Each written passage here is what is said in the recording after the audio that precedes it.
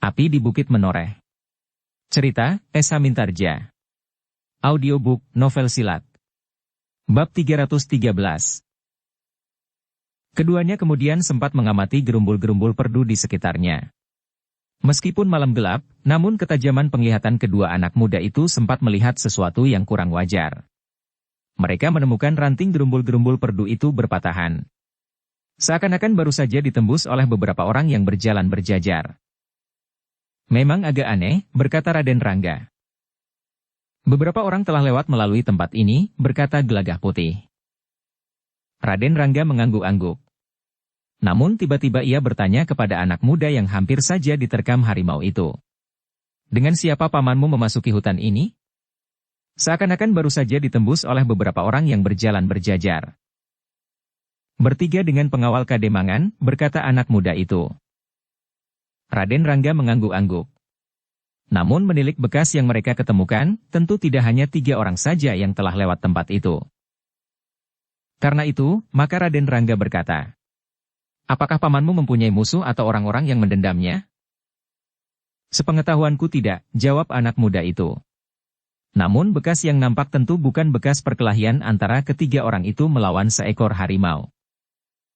Karena itu, maka mereka pun telah tertarik untuk memasuki hutan itu lebih dalam. Namun ternyata anak muda itu menjadi semakin ketakutan. Kita kembali saja, ajaknya. Di dalam hutan gelap sekali. Aku tidak melihat sesuatu. Raden Rangga dan Gelagah Putih akhirnya menjadi kasihan juga terhadap anak muda itu. Dengan penglihatan wajarnya, maka hutan itu tentu terasa sangat gelap. Apalagi untuk melihat bekas beberapa orang yang lewat pada ranting-ranting perdu yang patah. Sedangkan untuk melihat Gelagah Putih yang dipeganginya saja rasa-rasanya anak muda itu tidak mampu lagi. Demikianlah, maka mereka bertiga pun kemudian telah keluar lagi dari hutan yang dianggap terlalu pepat oleh anak muda itu. Demikian mereka menguak gerumbul terakhir dan keluar dari hutan itu, maka rasa-rasanya anak muda itu mampu bernafas lagi. Ketika ia menengadahkan wajahnya, maka nampak bintang berhamburan di langit yang tanpa batas. Namun dalam pada itu, maka mereka bertiga terkejut ketika mereka mendengar suara beberapa orang yang datang ke tempat itu. Dengan serta-merta Gelagah Putih telah menarik anak muda itu surut dan kembali memasuki gerumbul perdu di pinggir hutan itu. Pes, desis Gelagah Putih. Diamlah. Aku mendengar suara beberapa orang datang. Sebenarnya lah suara orang-orang itu pun menjadi semakin jelas.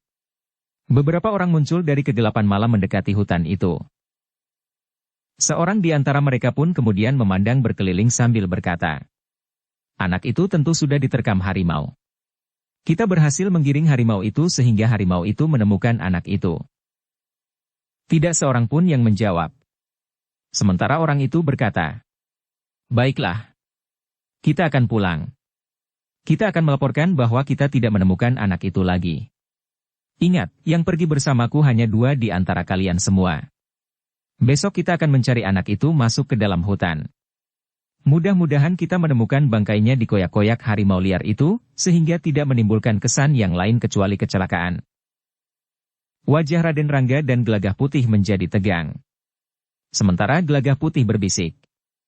Siapakah orang-orang itu? Paman, desis anak itu. Tetapi suaranya agak terlalu keras diucapkan, sehingga ternyata yang disebutnya paman itu mendengarnya. Aku mendengar suara seseorang, berkata orang itu. Gelagah Putih dan Raden Rangga saling berpandangan. Terdengar Raden Rangga berdesis. Tajam juga telinga orang itu. Gelagah Putih tidak menjawab. Namun orang yang datang itulah yang berteriak.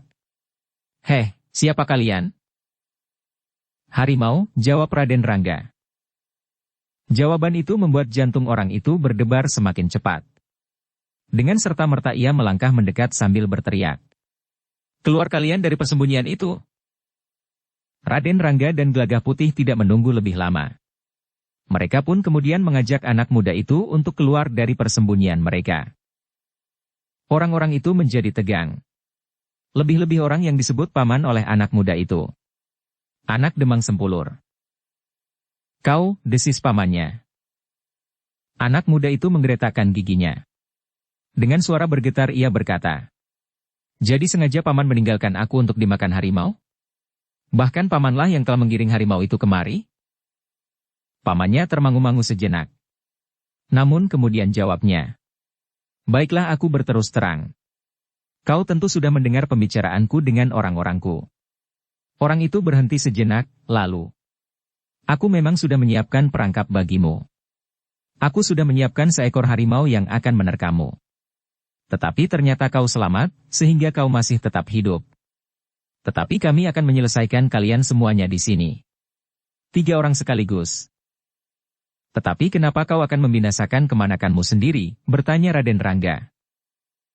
Siapa kau? Bertanya orang itu. Kami berdua adalah kawan-kawan kemenakanmu. Kebetulan kami menemukan kemenakanmu itu sendiri di sini, menunggumu yang sedang mencari obat buat ayahnya, Ki Demang Sempulur, jawab Raden Rangga. Persetan, geram orang itu. Kenapa harimau itu tidak menerkam kalian bertiga? Kau belum menjawab pertanyaanku, berkata Raden Rangga. Orang itu menggeram. Namun kemudian katanya. Baiklah. Aku akan berterus terang, agar kalian tidak mati dengan kecewa. Ia berhenti sejenak, lalu.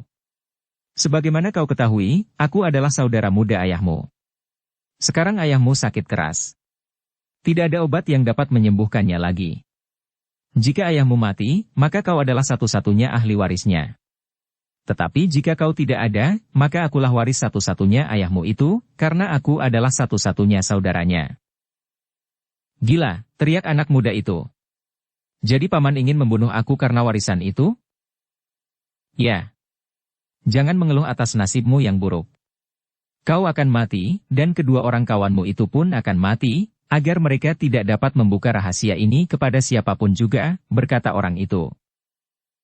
Anak muda itu termangu-mangu sejenak. Namun tiba-tiba ia mulai merengek. Jangan bunuh aku paman. Ambil apa saja yang paman kehendaki. Aku bukan orang dungu. Jika kau bertiga belum mati, maka setiap saat rahasiaku dapat terbongkar, berkata orang itu. Anak muda itu menjadi semakin ketakutan. Ia merasa terlepas dari mulut harimau, namun kini ia akan berhadapan dengan pamannya dan para pengikutnya yang siap untuk membunuhnya. Namun dalam pada itu, Raden Rangga telah menyela. Bagaimana kalau Ki Demang itu kemudian sembuh dan kembali memegang pimpinan?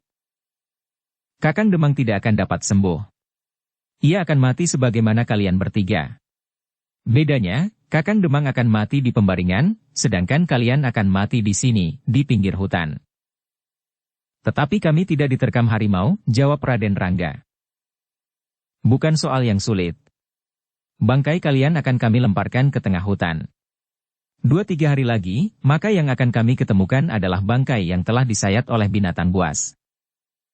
Tetapi adik Demang Sempulur itu terkejut. Anak muda yang mengaku kawan kemanakannya itu justru tertawa. Katanya, jangan main-main Kisanak. Nyawa kami tidak selunak nyawa cacing. Bahkan cacing pun menggeliat jika terinjak kaki. Apalagi kami. Persetan, geram adik Demang Sempulur itu. Kaulah yang paling banyak berbicara. Kaulah yang akan mati lebih dahulu. Kemudian kawanmu itu, dan yang terakhir adalah kemenakanku yang sangat aku kasihi. Namun ternyata aku tidak mempunyai pilihan lain. Jangan bunuh aku paman, minta anak itu. Tetapi yang menjawab adalah Gelagah Putih. Bukan kau yang akan dibunuh. Ya. Paman mengatakan demikian, jawab anak muda itu. Tidak ada yang akan dibunuh di sini. Tidak ada yang akan mati malam ini, berkata Gelagah Putih. Tetapi ternyata Raden Ranggalah yang menyahut. Tergantung kepada keadaan. Ah, jangan begitu, desis Gelagah Putih. Bukankah kita tidak mempunyai persoalan dengan mereka? Dan bukankah yang kita lakukan ini sekedar laku ngerame? Raden Rangga termangu-mangu sejenak. Namun adik Demang Sempulur itu membentak. Kalian mengigau seperti orang gila. Sekarang, kalian tidak mempunyai pilihan lain kecuali mati. Namun aku masih mempunyai belas kasihan kepada kalian, bahwa kami akan mempergunakan cara yang paling baik untuk melakukannya. Tusukan langsung ke jantung adalah cara yang paling terhormat yang dapat aku lakukan sekarang. Setuju, jawab Raden Rangga. Apa maksudmu? Bertanya adik Demang Sempulur itu. Aku akan menikam dadamu di arah jantung. Kau akan mati, dan semua persoalan akan selesai. Ki Demang itu pun akan sembuh, karena kaulah yang memperberat sakitnya dengan sejenis racun yang lunak, berkata Raden Rangga. Kemudian, dengan demikian maka Ki Demang akan mati perlahan-lahan. Sementara kau membunuh anaknya yang akan menggantikannya. Heh, bukankah itu laku biadab yang pantas dihukum mati? Ya. Gelagah Putih menyahut. Kalau semua itu sudah terjadi, bagiku nilainya tidak berbeda. Tetapi di dalam hatinya telah tumbuh keinginan untuk melakukannya. Jika mereka mampu, maka mereka tentu akan melaksanakan rencana biadab itu. Setan, geram orang itu. Kalian mengigau tentang apa, heh? Raden Rangga memandang orang itu dengan tajamnya. Meskipun malam gelap, tetapi semuanya nampak jelas di mata anak muda itu. Adik Demang Sempulur itu kemudian memberikan isyarat kepada orang-orangnya untuk bersiap. Baginya, anak-anak muda itu memang harus dibinasakan. Jika seorang saja di antara mereka hidup, maka segala rahasianya akan terbuka. Anak muda, anak Demang Sempulur itu menjadi semakin ketakutan. Apalagi ketika pamannya membentak. Jangan banyak tingkah, anak-anak. Jika kalian membuat kami marah, maka sikap kami akan menjadi semakin kasar. Paman, minta anak Ki Demang Sempulur. Jangan bunuh kami, Paman. Kami tidak akan membuka rahasia Paman apapun yang telah Paman lakukan. Persetan, geram orang itu. Semuanya sudah terlambat. Kenapa kau tidak melarikan diri saja sebelum aku datang? Aku tidak tahu apa yang akan Paman lakukan, jawab anak Demang Sempulur itu. Jangan merengek lagi. Berdoa sajalah agar kematianmu berlangsung dengan baik dan mendapat jalan terang, berkata pamannya. Anak muda itu benar-benar ketakutan. Sementara Gelagah Putih berkata kepada anak itu, jangan seperti kerbau membiarkan hidungnya dilubangi, sementara tanduknya panjang dan kuat. Betapa lemahnya kita, tetapi kita mempunyai tenaga untuk menyelamatkan diri kita sendiri. Tetapi aku takut, anak muda itu hampir menangis. Baik. Berusahalah berlindung di belakang kami berdua, berkata Gelagah Putih. Mudah-mudahan kau selamat. Anak muda itu tidak menyahut, sementara pamannya berteriak. Sekarang. Jangan menunggu lebih lama lagi. Tusuk dadanya di arah jantung. Kemudian kita seret mayatnya ke tengah hutan. Raden Rangga dan Gelagah Putih pun kemudian harus segera mempersiapkan diri. Beberapa orang yang ingin membunuh mereka itu pun telah berpencar dan mengepung ketiga anak muda itu dari segala penjuru. Bahkan mereka pun telah menggenggam pedang di tangan masing-masing. Dalam keadaan yang tegang itu Raden Rangga masih sempat menghitung orang-orang yang mengepungnya itu. 7 orang ditambah dengan seorang. Semuanya ada 8, katanya. Sikap Raden Rangga dan Gelagah Putih itu memang sangat mengherankan bagi ke-8 orang yang mengepung mereka. Nampaknya kedua orang anak muda itu sama sekali tidak takut menghadapi 8 orang bersenjata pedang. Namun untuk melindungi anak Demang Sempulur itu Gelagah Putih dan Raden Rangga tidak memencar dan menghadapi lawan masing-masing. Tetapi mereka telah berdiri dan menghadap ke arah yang berlawanan, sementara anak Demang Sempulur itu ada di antara mereka. Sesuaikan dirimu jika lehermu tidak mau mereka putuskan, berkata Raden Rangga. Anak muda itu menjadi gemetar. Tetapi melihat sikap Gelagah Putih dan Raden Rangga, tiba-tiba saja ia telah terpengaruh. Kedua anak muda yang sebayanya itu sama sekali tidak gentar melihat ancaman maut. Mereka bahkan berusaha untuk melindungi diri mereka. Karena itu, maka betapapun lemahnya, namun pengaruh sikap kedua anak muda yang menolongnya itu membuat anak Demang Sempulur itu berusaha untuk menyelamatkan dirinya. Sejenak kemudian maka 7 orang pengikut adik Demang Sempulur itu telah mulai bergerak. Perlahan-lahan kepungan itu menjadi semakin sempit. 8 ujung pedang teracu ke arah ketiga orang anak muda yang ada di dalam kepungan.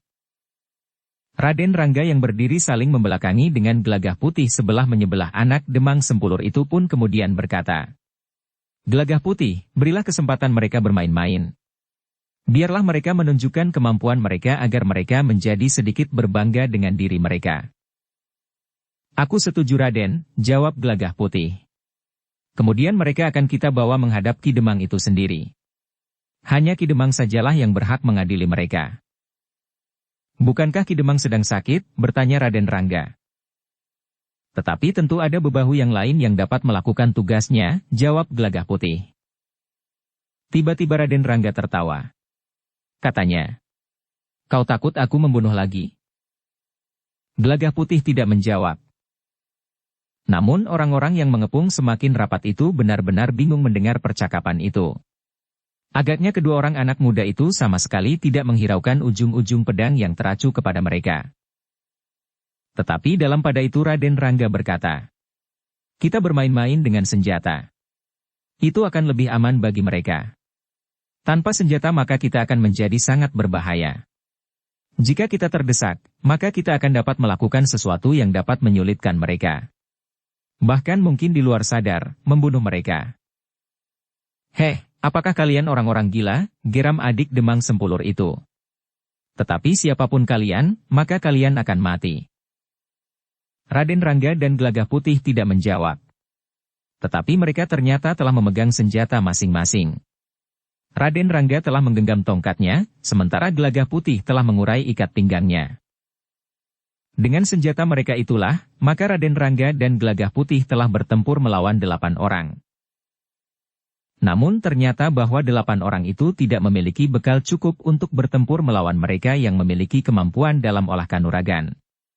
Karena itu, maka mereka bukan orang-orang yang berbahaya bagi Raden Rangga dan Gelagah Putih.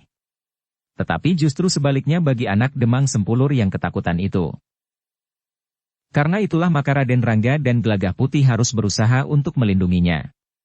Apalagi anak muda itu sendiri agaknya tidak mampu berbuat sesuatu bagi dirinya sendiri. Ketika pertempuran menjadi semakin seru, anak itu menjadi gemetar dan bahkan seolah-olah telah kehilangan kemampuan untuk menguasai dirinya sendiri. Berusahalah menyesuaikan dirimu, teriak Gelagah Putih. Tetapi anak itu justru semakin menjadi bingung. Namun dalam pada itu, 8 orang yang berusaha untuk membunuh anak-anak muda itu menjadi heran. Apapun yang mereka lakukan, ternyata anak-anak muda yang mengaku kawan anak Ki Demang Sempulur itu mampu menangkisnya. Bukan hanya sepasang pedang, tetapi 8 ujung pedang. Apakah kalian anak iblis yang menunggu hutan ini? Geram salah seorang di antara lawan-lawannya.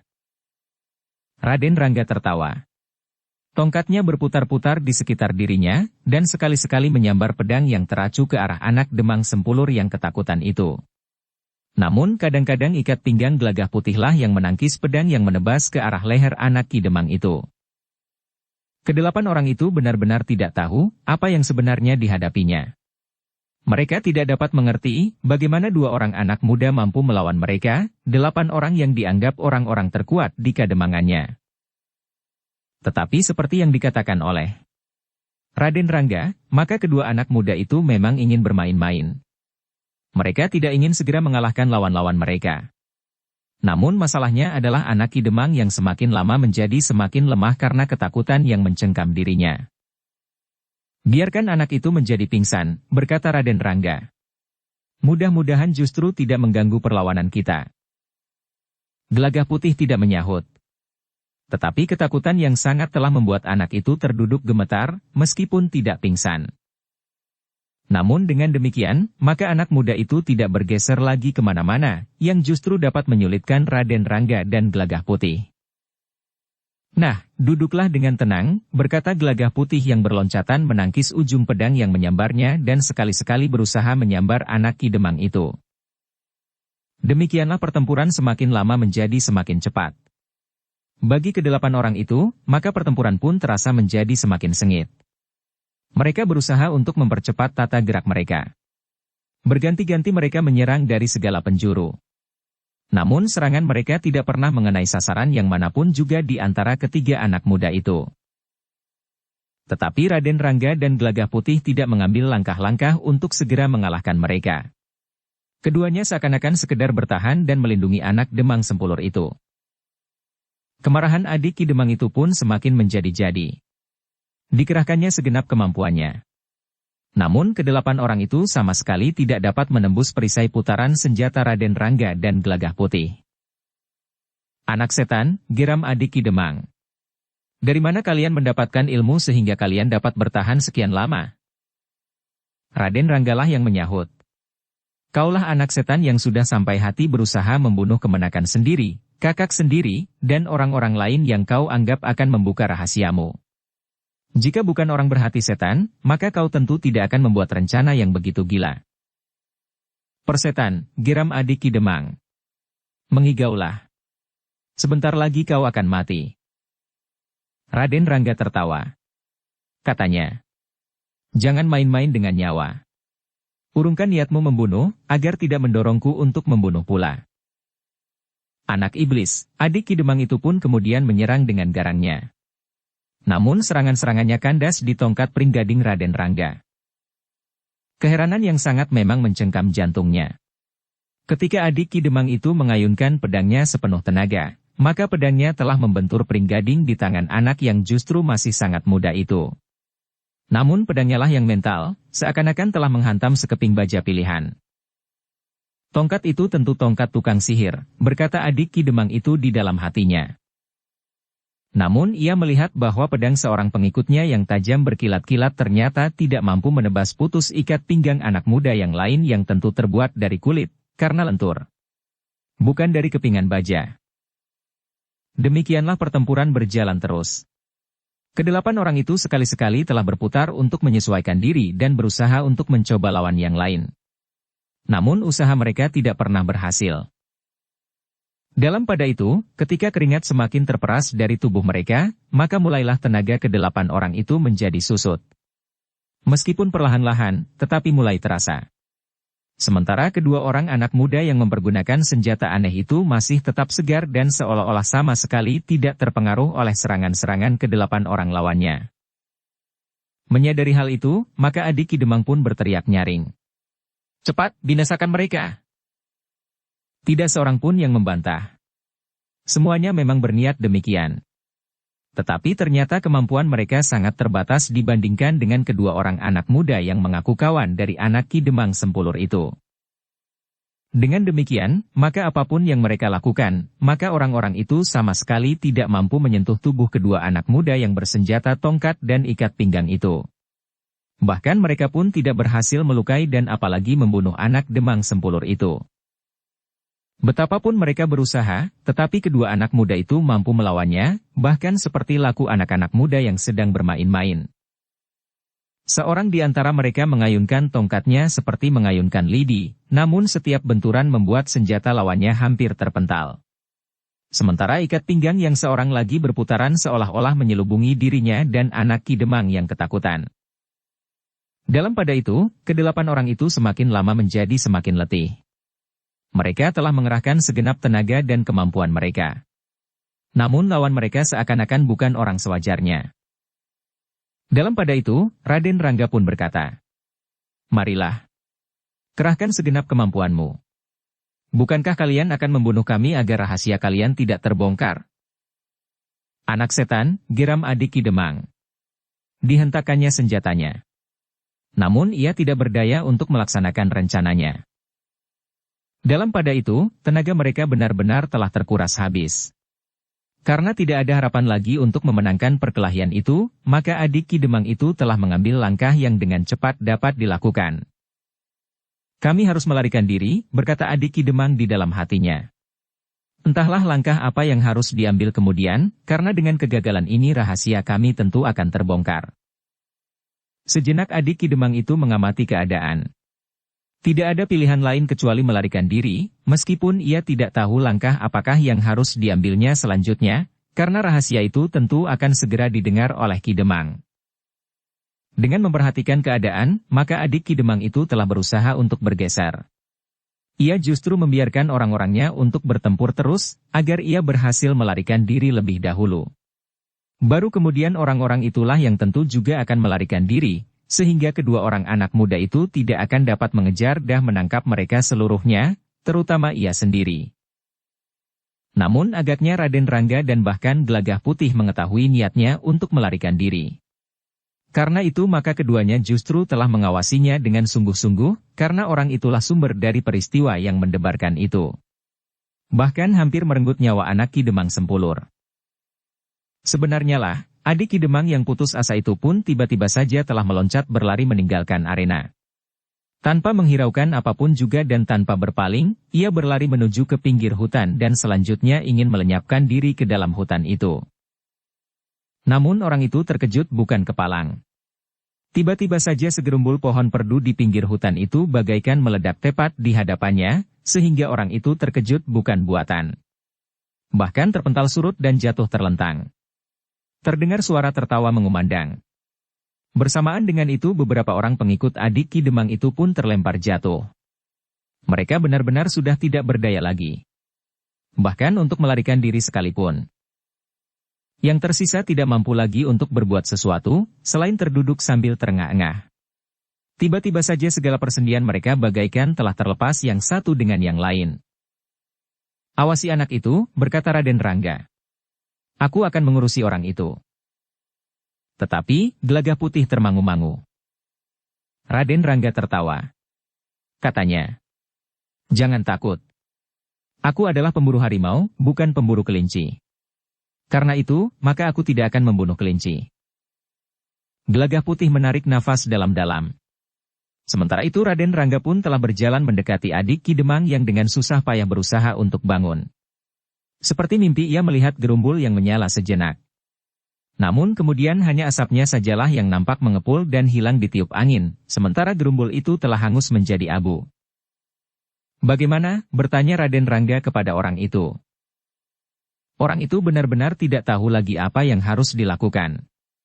Ia tidak berhasil melarikan diri, sehingga dengan demikian maka ia tentu akan dibawa menghadap Ki Demang dengan segala rahasianya. Namun adik Ki Demang itu pun diliputi oleh 1000 pertanyaan tentang dua orang anak muda yang mengaku kawan kemenakannya itu. Apalagi ketika tiba-tiba saja sebuah gerumbul perdu di pinggir hutan itu bagaikan meledak dan melemparkannya jatuh. "Marilah Kisanak." Raden Rangga telah berusaha menolong orang itu untuk bangkit. "Berdirilah." Orang itu berdiri tertatih-tatih. Kemudian dibimbing oleh Raden Rangga, adik Ki Demang itu telah dibawa mendekati anak muda yang gemetar karena ketakutan itu. "Itulah kemanakanmu," berkata Raden Rangga. Gelagah Putihlah yang kemudian menarik anak muda itu untuk bangkit. Katanya, "Berdirilah seperti seorang laki-laki. Kau aman sekarang. Itulah pamanmu." Anak muda itu pun berusaha untuk dapat berdiri tegak. Namun jantungnya terasa masih berdegup tidak teratur, sedangkan kakinya masih terasa gemetar. Raden Rangga dan Gelagah Putih yang kemudian mengatur orang-orang yang tidak dapat mengelak itu. 8 orang digiring oleh kedua anak muda yang mengaku kawan dari anak Ki Demang itu menuju ke Kademangan Sempulur. Untunglah bahwa mereka berjalan di malam hari, sehingga di padukuhan-padukuhan yang mereka lewati, tidak terlalu banyak orang yang melihatnya. Selain orang yang sedang meronda di gardu-gardu, hanya orang yang kebetulan keluar dari rumah mereka sajalah yang melihat iring-iringan kecil itu.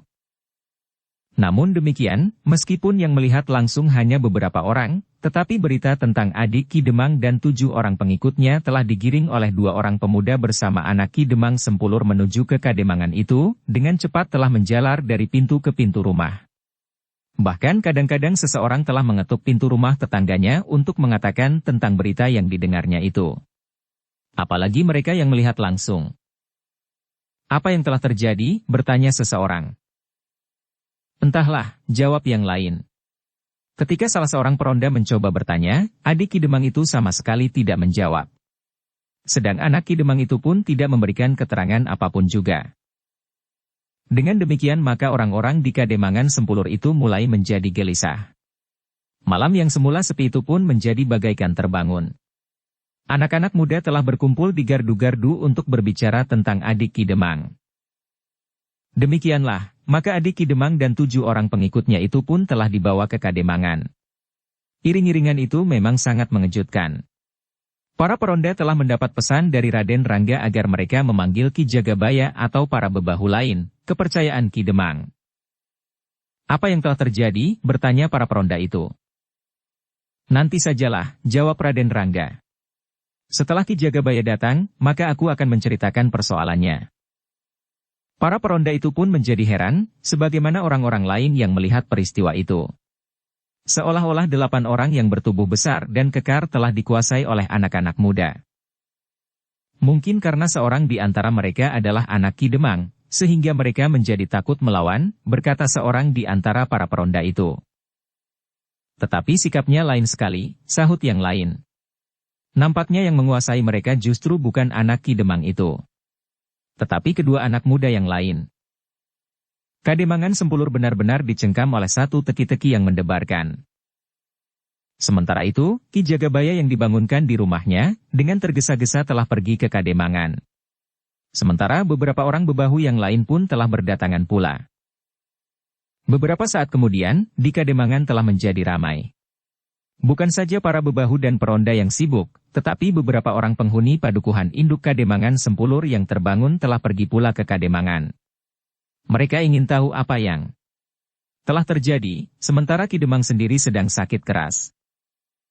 Ketika Ki Jagabaya dan beberapa orang bebahu telah duduk di pendapa, sementara orang-orang di padukuhan induk itu berkumpul di halaman, maka Raden Rangga pun segera menyampaikan persoalan yang baru saja terjadi kepada Ki Jagabaya. Ki Jagabaya dan para bebahu Kademangan itu terkejut bukan buatan, selama ini mereka menganggap bahwa adik Ki Demang itu adalah seorang yang sangat baik, yang bekerja keras untuk kesembuhan Ki Demang. Hampir siang dan malam adik Ki Demang itu menunggui kakaknya yang sedang sakit. Karena itu, maka dengan ragu-ragu Ki Jagabaya bertanya, apakah yang dikatakannya benar? Adik Ki Demang itu tidak dapat membantah lagi. Dua anak muda yang mempunyai ilmu di luar jangkauan nalarnya itu masih tetap menunggui mereka, sementara itu saksi utama, anak Ki Demang itu, ada pula di antara mereka. Sambil menundukkan kepalanya adik Ki Demang itu pun mengangguk kecil. Ki Jagabaya menarik nafas dalam-dalam. Dengan nada datar ia berkata, sungguh di luar dugaan. Aku tidak mengerti bagaimana kita semuanya harus mengatasi persoalan ini. Selama ini kita menganggap bahwa adik Ki Demang itu adalah seorang yang baik hati, yang telah mengorbankan waktu, uang dan segala-galanya bagi kesembuhan kakaknya. Tetapi yang terjadi sebenarnya justru sebaliknya. Orang-orang yang berada di pendapa itu menjadi gelisah. Bahkan orang-orang yang berkerumun di halaman pun menjadi gelisah pula.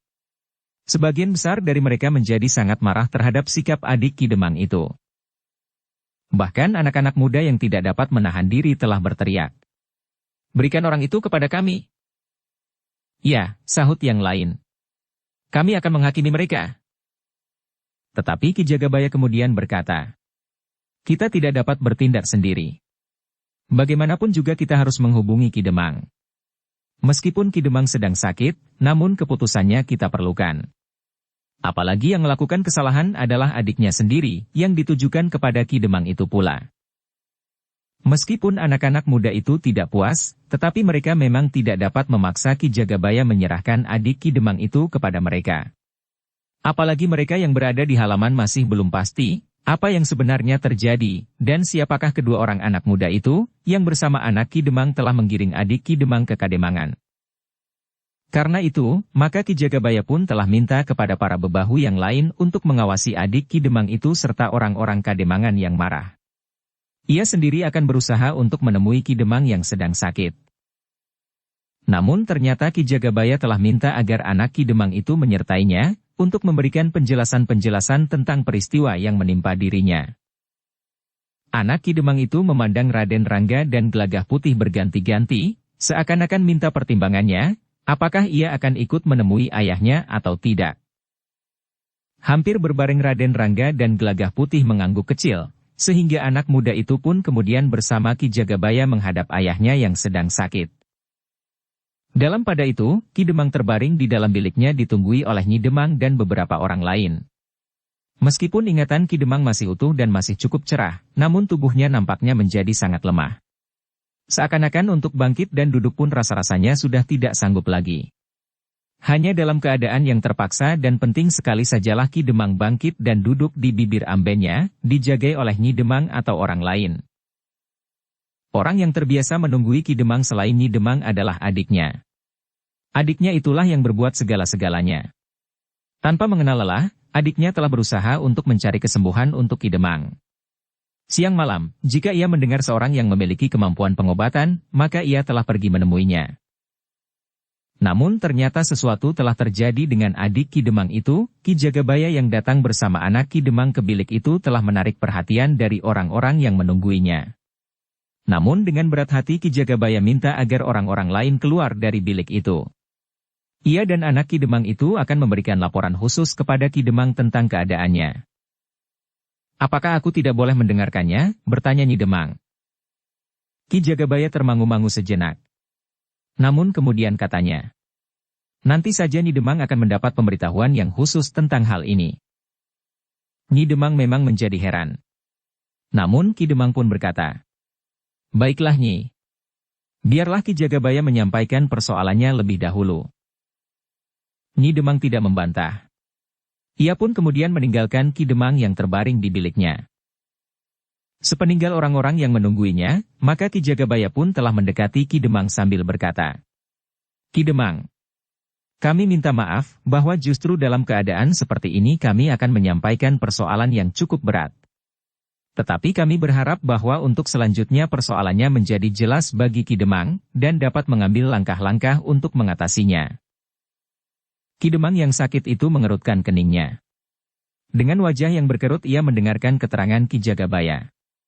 Namun ketika ia akan bangkit dan duduk, Ki Jagabaya mencegahnya. "Silahkan berbaring saja Ki Demang. Kesehatan Ki Demang memang sedang terganggu," berkata Ki Jagabaya. Ki Demang menarik nafas dalam-dalam. Namun kemudian katanya, "Apakah sebenarnya yang ingin kau katakan?" Satu hal yang tidak terduga sama sekali telah terjadi pada putra Ki Demang. Putra Ki Demang ini sudah bukan anak-anak lagi. Ia akan dapat bercerita tentang dirinya dan tentang sesuatu yang bersangkut paut dengan kesehatan Ki Demang. Ki Demang memandangi anak laki-lakinya. Kemudian dengan nada lemah ia berkata, "Katakanlah, apa yang telah terjadi?" Anak Ki Demang itu memang menjadi ragu-ragu. Tetapi Ki Jagabaya berkata, "Sebaiknya Ki Demang segera mengetahui segala-galanya. Memang mungkin mengejutkan. Namun kemudian segalanya tentu akan menjadi lebih baik."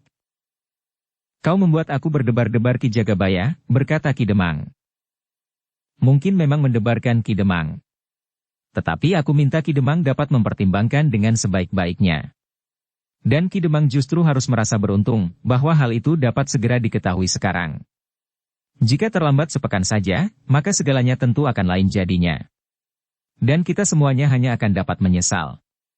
Atau tidak tahu sama sekali tentang apa yang sebenarnya terjadi." "Baiklah Ki Jagabaya," berkata Ki Demang. "Aku menyadari bahwa untuk mendengarkan cerita anakku, maka aku harus mempersiapkan batinku sebaik-baiknya." Ki Jagabaya mengangguk kecil. Lalu katanya, "Nah, ceritakanlah tentang peristiwa yang kau alami. Jangan ada yang terlampaui, sehingga semuanya akan menjadi jelas." Anak Ki Demang itu termangu-mangu sejenak. Namun ia pun kemudian mulai bercerita tentang dirinya. Dari permulaan sampai dengan saat ia menghadap ayahnya itu.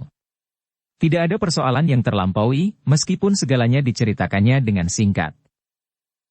Ki Demang memang terkejut. Namun sebelumnya ia sudah menyiapkan diri untuk mendengar cerita yang mengejutkan, sehingga karena itu maka Ki Demang masih mampu mengatur perasaannya yang bergejolak. Sambil menarik nafas dalam-dalam ia bertanya kepada anaknya setelah ia selesai bercerita. "Apakah kau sudah mengalami semua itu atau kau baru menduga akan terjadi peristiwa seperti itu?" "Aku sudah mengalaminya ayah.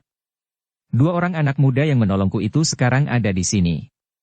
Mereka memiliki kemampuan dan ilmu yang tidak dapat disebut dan digambarkan dengan kata-kata." "Apakah aku dapat bertemu dengan mereka?" berkata Ki Demang. "Tentu ayah. Mereka berada di pendapa," jawab anaknya. Ki Demang menarik nafas dalam-dalam. Namun kesehatannya memang terasa semakin menurun pada hari-hari terakhir. Ternyata bahwa obat yang selalu diminumnya, bukannya dapat menyembuhkannya, tetapi justru membuat sakitnya bertambah parah. Dalam pada itu maka anaknya pun berkata, "Apakah kedua anak muda itu diperkenankan masuk kemari ayah?" Anak-anak muda itu akan dapat memberikan beberapa keterangan yang barangkali ayah perlukan. Ki Demang menarik nafas dalam-dalam. Dipandanginya Ki Jagabaya sejenak. Kemudian ia pun bertanya dengan nada rendah. "Apakah anak-anak itu baik jika mereka masuk ke dalam bilik ini?" Ki Jagabaya termangu-mangu sejenak. Namun kemudian katanya, "Aku kira ada juga baiknya anak-anak itu dapat langsung berbicara dengan Ki Demang." "Baiklah," berkata Ki Demang. "Bawalah mereka kemari." Sebelum Ki Jagabaya bangkit dan melangkah keluar, anak Ki Demang sudah lebih dahulu menghambur keluar untuk memanggil Raden Rangga dan Gelagah Putih.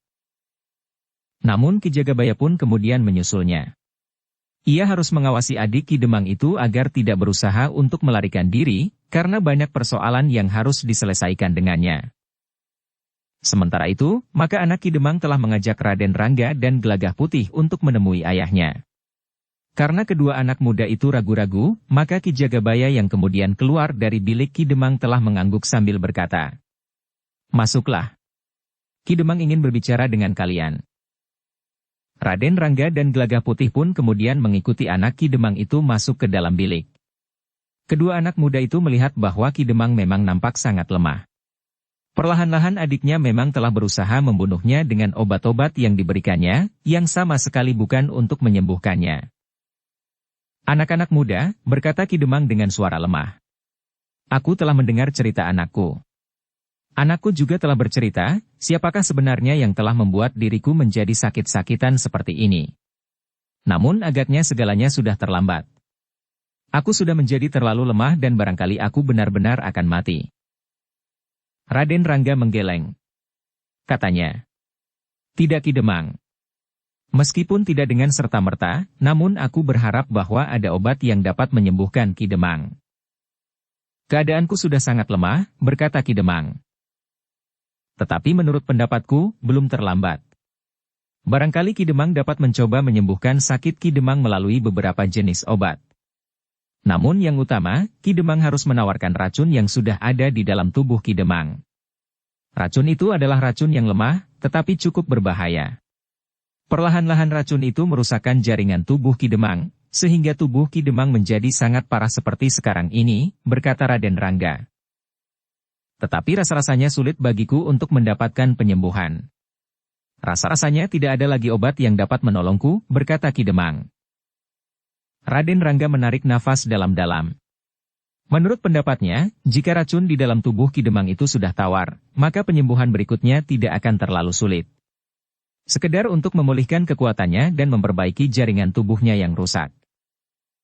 Karena itu, maka Raden Rangga pun telah mengambil obat penawar racun yang dibawanya. Katanya, "Ki Demang, aku mempunyai obat penawar racun. Mudah-mudahan akan dapat menolong Ki Demang menawarkan racun di dalam tubuh Ki Demang. Selanjutnya, akan dapat diusahakan pengobatan sewajarnya atas keadaan tubuh Ki Demang yang lemah itu." Ki Demang mengerutkan keningnya. Namun kemudian katanya, "Aku sudah tidak berharap untuk dapat sembuh. Karena itu, maka apapun yang sebaiknya aku lakukan, akan aku lakukan. Jika benar-benar aku dapat sembuh, itu adalah karena satu keajaiban." "Berdoalah kepada Yang Maha Tinggi," berkata Raden Rangga. "Jika hal itu dapat disebut keajaiban, maka keajaiban itu datangnya dari Yang Maha Agung pula." Ki Demang mengangguk kecil. Kepada anak Ki Demang itu Raden Rangga minta disediakan air bersih semangkuk kecil untuk mencairkan obatnya yang berupa serbuk. Kemudian obat itu telah diberikan kepada Ki Demang untuk diminum. Tidak terasa akibat apapun juga pada tubuh Ki Demang. Namun Raden Rangga berkata, "Mudah-mudahan racun di dalam tubuh Ki Demang menjadi tawar dan tidak lagi merusak perlahan-lahan." Ki Demang menarik nafas dalam-dalam. Katanya, "Kalian telah menolong anakku. Kemudian berusaha menolong aku. Demikian besar kebaikan hatimu bagi keluargaku." Raden Rangga tersenyum. Katanya, "Itu adalah kewajiban setiap orang untuk menolong sesama. Nah, tunggu sampai esok. Mudah-mudahan terjadi perubahan di dalam diri Ki Demang. Sementara itu, Ki Demang dapat minum obat yang lain untuk memulihkan kesehatan Ki Demang. Barangkali di Kademangan ini ada juga orang yang mampu membantu Ki Demang dengan obat-obatan itu." Sementara itu, Ki Jagabaya yang menganggap anak-anak muda itu terlalu lama berada di dalam bilik Ki Demang, telah menyusul pula dan menyerahkan pengawasan atas adik Ki Demang kepada bebahu yang lain. Namun, demikian ia memasuki bilik itu, Ki Demang sedang bertanya, "Siapakah sebenarnya anak-anak muda ini?" Raden Rangga termangu-mangu sejenak. Tetapi kepada Ki Demang ia tidak ingin berbohong. Karena itu, maka ia pun berpesan kepada Ki Demang, Ki Jagabaya dan anak Ki Demang. Jangan sebarkan kepada orang lain, siapa aku, untuk kepentingan tugasku. Ia berhenti sejenak, lalu. Aku adalah Rangga, dari Mataram. Ki Demang mengerutkan keningnya, sementara Ki Jagabaya dan anak Ki Demang itu termangu-mangu. Dengan nada datar Ki Demang itu pun bertanya. Anak muda, menurut pengertianku, Rangga adalah satu kedudukan atau pangkat. Apakah pengertianku itu benar? Tidak Ki Demang, Gelagah Putihlah yang menyahut. Yang disebut adalah sebuah nama. Namanya memang Rangga. Utuhnya, Raden Rangga, putra Panembahan Senapati di Mataram. Putra Panembahan Senapati, Ki Demang terkejut. Ia berusaha untuk bangkit. Tetapi Raden Rangga menahannya sambil berkata, Sudahlah Ki Demang. Berbaring sajalah. Siapapun aku, sebaiknya Ki Demang jangan memaksa diri untuk bangkit dan duduk. Ki Demang masih terlalu lemah. Ampun Raden, berkata Ki Demang justru dengan nafas terengah-engah. Kami sama sekali tidak tahu bahwa tamu kami sekarang ini adalah putra Panembahan Senapati di Mataram. Sudahlah, berkata Raden Rangga. Sudah aku katakan, siapapun aku, Ki Demang jangan menghiraukan. Yang penting, seperti sudah aku katakan, Ki Demang jangan mengatakan kepada orang lain. Kami sedang mengemban satu tugas. Jika banyak orang yang mengenal kami, maka hal itu akan dapat mengganggu tugas kami. Tentu Raden, berkata Ki Demang. Kami tidak akan mengatakan kepada siapapun. Ki Jagabaya pun tidak akan mengatakan kepada orang lain. Demikian pula anakku itu. Nah Ki Demang, berkata Raden Rangga. Yang penting Ki Demang memulihkan kekuatan Ki Demang setelah obat itu menghentikan dan menawarkan racun yang ada di dalam tubuh Ki Demang. Dengan demikian maka Ki Demang akan dapat kembali memegang pimpinan pemerintahan. Terserah kepada Ki Demang, keputusan apakah yang akan Ki Demang jatuhkan kepada adik Ki Demang yang telah berkhianat itu. Kami mengucapkan terima kasih yang sebesar-sebesarnya Raden, berkata Ki Demang. Tetapi bagaimana jika aku menyerahkan persoalan adikku itu kepada Raden? Aku kira lebih baik orang lain mengambil keputusan daripada aku sendiri. Raden Rangga menggeleng. Katanya, aku tidak mempunyai wewenang untuk itu. Jika aku melakukannya dan Ayahanda Panembahan Senapati mengetahuinya, maka aku akan mendapat hukuman pula. Oh, Ki Demang menarik nafas dalam-dalam. Jadi, apakah aku harus mengadili adikku sendiri? Ya.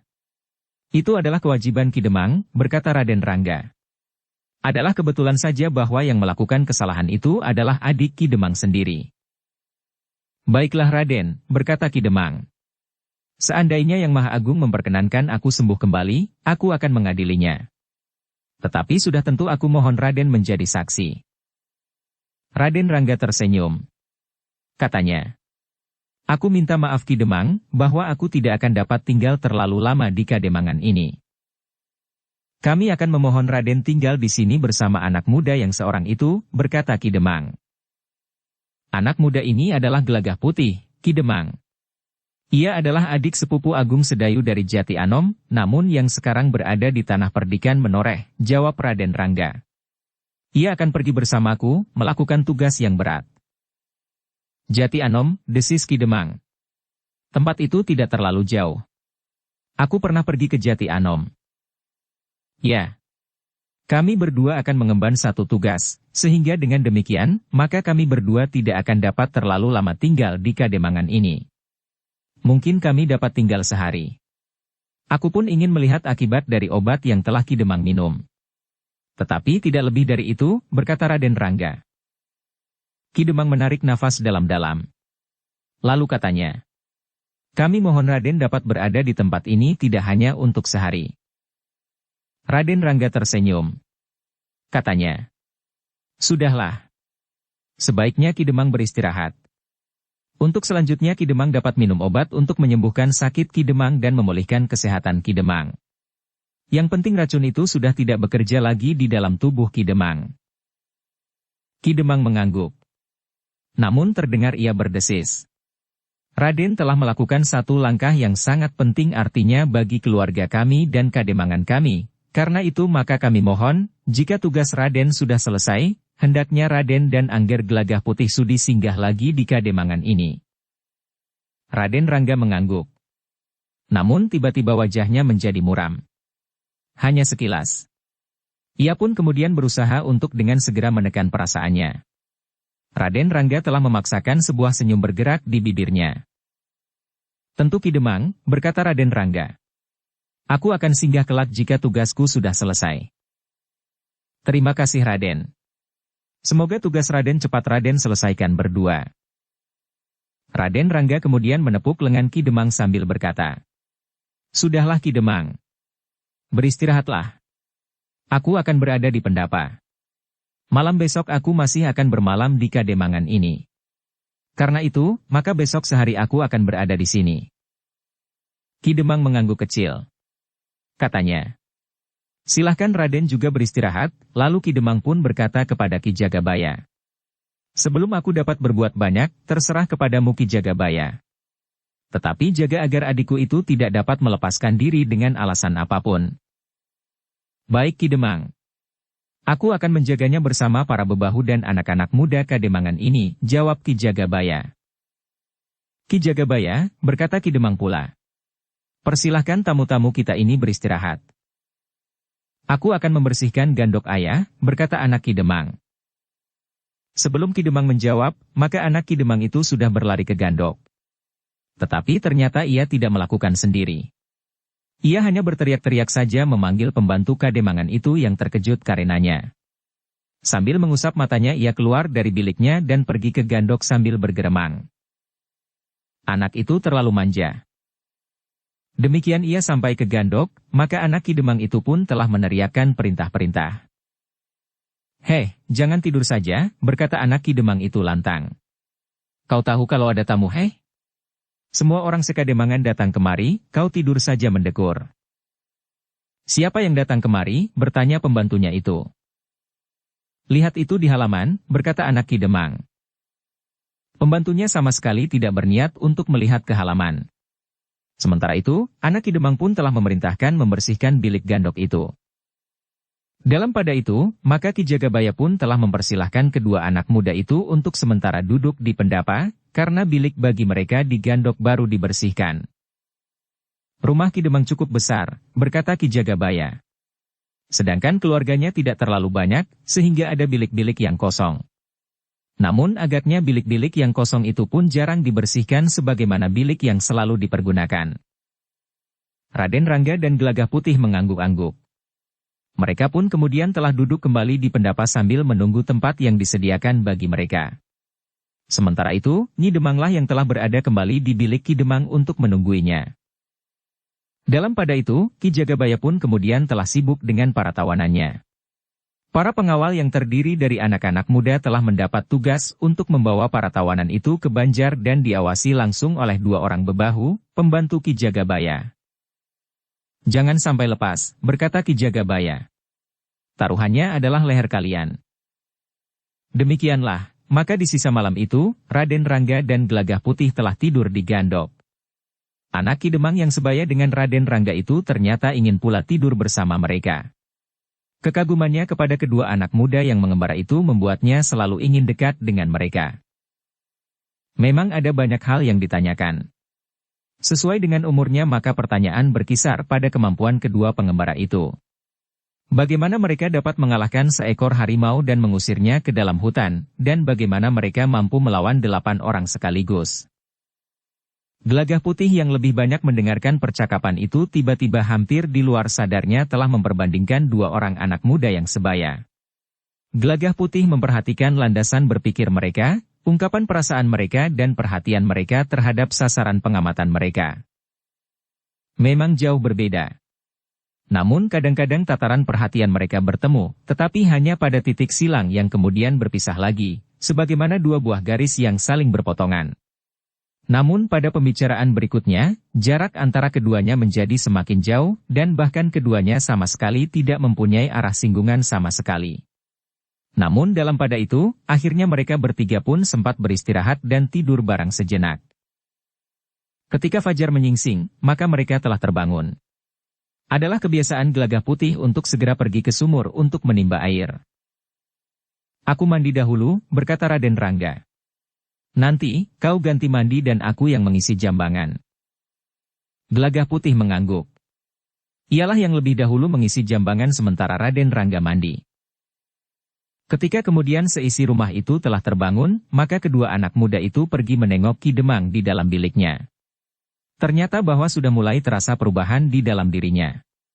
Racun yang sudah tidak bekerja lagi itu tidak lagi merambat, merusakkan jaringan-jaringan tubuh Ki Demang. Apalagi ketika Ki Demang kemudian telah mendapat sejenis obat yang dapat memulihkan kekuatannya, dari seorang yang memiliki pengetahuan obat-obatan.